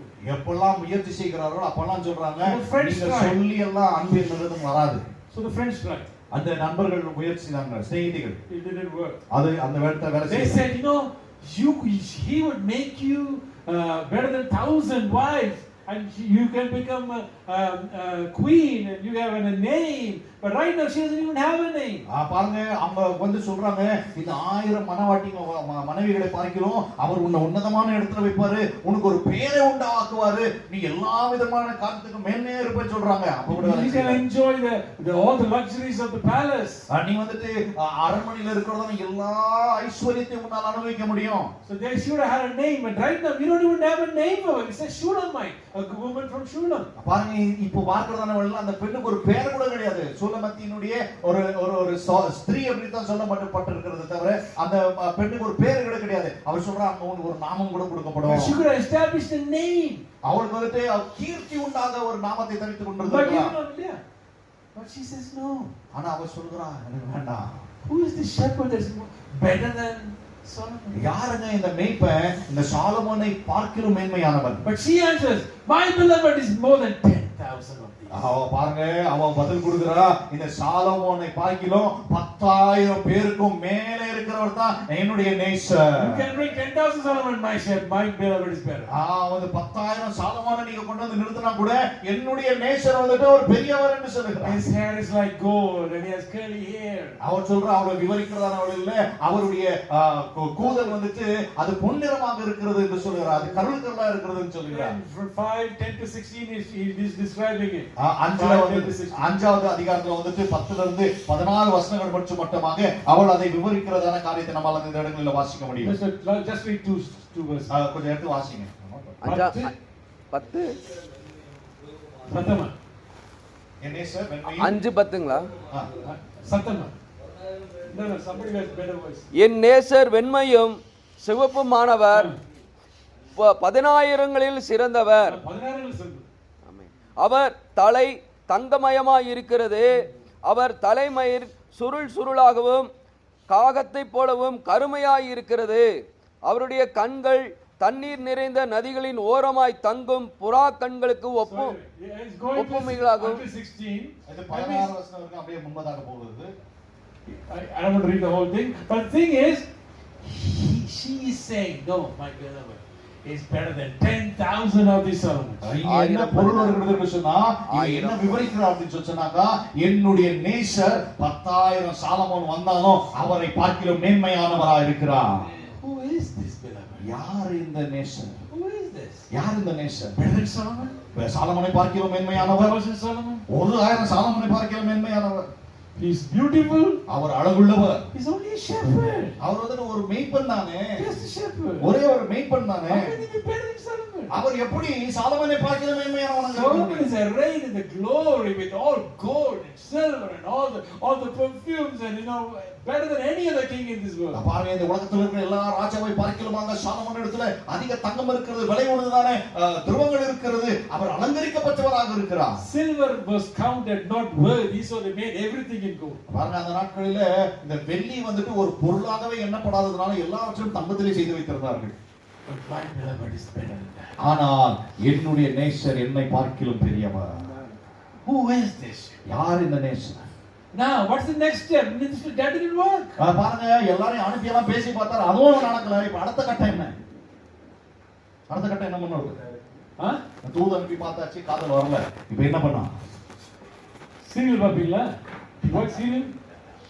Especially Telugu serial, Tamil serial. என்ன செய்வாங்க? அடுத்தது என்ன செய்வாங்க? நீங்களாம் பார்க்க மாட்டீங்க, preachers. சொல்லுங்க. யோசனை ஏதாவது சொல்லுங்க, நீங்க பார்க்க மாட்டீங்க. What's the next thing? அடுத்தது என்ன பண்ணுவோம்? கை விட்டுறீங்களா? வேணாம், விட்டுருங்க. Solomon is not going to give up. Solomon விடுறதுக்கு இங்க ரெடி இல்ல. He is going to the next step. இப்போ அடுத்த கட்டத்துக்கு போறார். What is the next step? அடுத்த கட்டம் என்ன? சொல்லுங்க ஏதாவது. ஃபீலிங்ஸ் சீரியல்ல வந்து கடத்துறது, சீரியல் எல்லாம் பார்த்தா கடத்தி This is the only guy, there's a problem, let's finish it. வந்துட்டு இவன் ஒருத்தன் தானே இருக்கிறான், அவனை போட்டு தள்ளிட்டா முடிச்சு போச்சு. So then now the Jerusalem people are asking, this beloved, who is he? Where is he? பாருங்க, இந்த எருசலேம்ல வந்தாங்க கேக்குறாங்க, உன்னுடைய நேசன் எங்க இருக்கிறாரு, அவர் யாருன்னு எல்லாம் கேக்குறாங்க. She understood what they do. அப்போ வந்துட்டு இவனுக்கு புரிஞ்சிடுச்சு இவங்க என்ன பண்ண போறாங்க. He might be in the field, he might be with the sheep, he might be in the barn, he might be here and she's going. பாருங்க, அவர் எப்படி விவரம் கொடுக்குறா தெரியுமா? அவரு ஆடுகளை மேய்த்து கொண்டிருக்கலாம், அவர் வந்து ஆட்டு மந்தைகளோடு கூட இருக்கலாம், அவர் வந்துட்டு வனாந்தரத்துல இருக்கலாம், அவர் எங்க வேணுமானாலும் இருக்கலாம்னு சொல்லிட்டு போயிட்டான். She didn't tell me. எங்கன்னு சொல்லிட்டு கூட சொல்லல. She's smart. அவன் வந்துட்டு புத்திசாலி. That also didn't. அது கூட வேலை செய்யல. The shepherd is somewhere. We don't know where he is. இந்த மேய்ப்பன் எங்க இருக்கிறான்னு சொல்லிட்டு கூட தெரியல. பாருங்க, எங்கேயோ இருக்கிறாரு. So what will he do next? இப்போ அடுத்தது என்ன பண்ணட்டும்? சாலமோன் என்ன பண்ணுவார் அடுத்தது? Is there anything he can do after that? இப்போ இதுக்கு மேற்பட்டு சாலமோனால ஏதாவது செய்ய முடியுமா? Come on, beg, borrow, steal, beg up. ஒண்ணு கலவை செய்யுங்க, இல்ல வந்துட்டு Beg, borrow and steal. Right. What did he do? கெஞ்சி பாருங்க, What did he do? கடன் கேளுங்க, இல்லனா திருடிட்டு போங்க. What did he do? Try it. இப்போ இன்னும் இங்க He என்ன tried to செய்யல? steal. அவர் வந்துட்டு திருட பார்த்தாரு, முடியல. What did he do? What is he missing there? Beg பண்ணலாமா? இப்போ போய் கெஞ்சணுமா? I mean the king. நான் ராஜா. Will he beg this poor girl? பாருங்க, இந்த ஏழ்மையும் கருமையுமா இருக்கிறவங்க சாதாரணமான ஒரு பெண்ணிடத்துல இந்த சாலமோன் ராஜா வந்து கெஞ்சுவாரா? சரி, பூர்ணப்பு எனக்கு 10,000 வைஃப் இருக்காங்க. எனக்கு 1000 wife Don't worry, I have 10,000 wives. Don't worry, you go. 1000 மனைவி இருக்க, நீ போன்னு சொல்லிட்டு அவர் அனுப்பி விட்டுறாரா? This girl must be so beautiful. பாருங்க, இந்த பெண் எவ்வளவு அழகா இருந்திருக்க வேண்டும். More valuable than 1,000 wives. 1000 மனவாட்டியை பார்க்கிறோம், இவர் வெளியேறப்பட்ட அழகுள்ள ஒரு சௌந்தரியம் உள்ளவராக He's இருந்தார். going to try again. இப்போ திரும்பவும் முயற்சி செய்யணும் முடிவு பண்றார். Why is she keep rejecting him? அவளை வந்துட்டு ஏன் இவன் வந்துட்டு என்ன புறக்கணித்து கொண்டே இருக்கிறான்னு தெரியல சாலமோனுக்கு. 6:13 he says, please come back. 6:13 சொல்லுகிறது, அவர் கெஞ்சி கேட்கிறார், நீ திரும்ப வா. திரும்பி வா. திரும்பி வா, சுலமத்தையாலே திரும்பி வா. திரும்பி வா, திரும்பி வா, சுலமித்தியே, நாங்கள் உன்னை பார்க்கும்படிக்கு சரி, திரும்பி வா, okay. திரும்பி வா.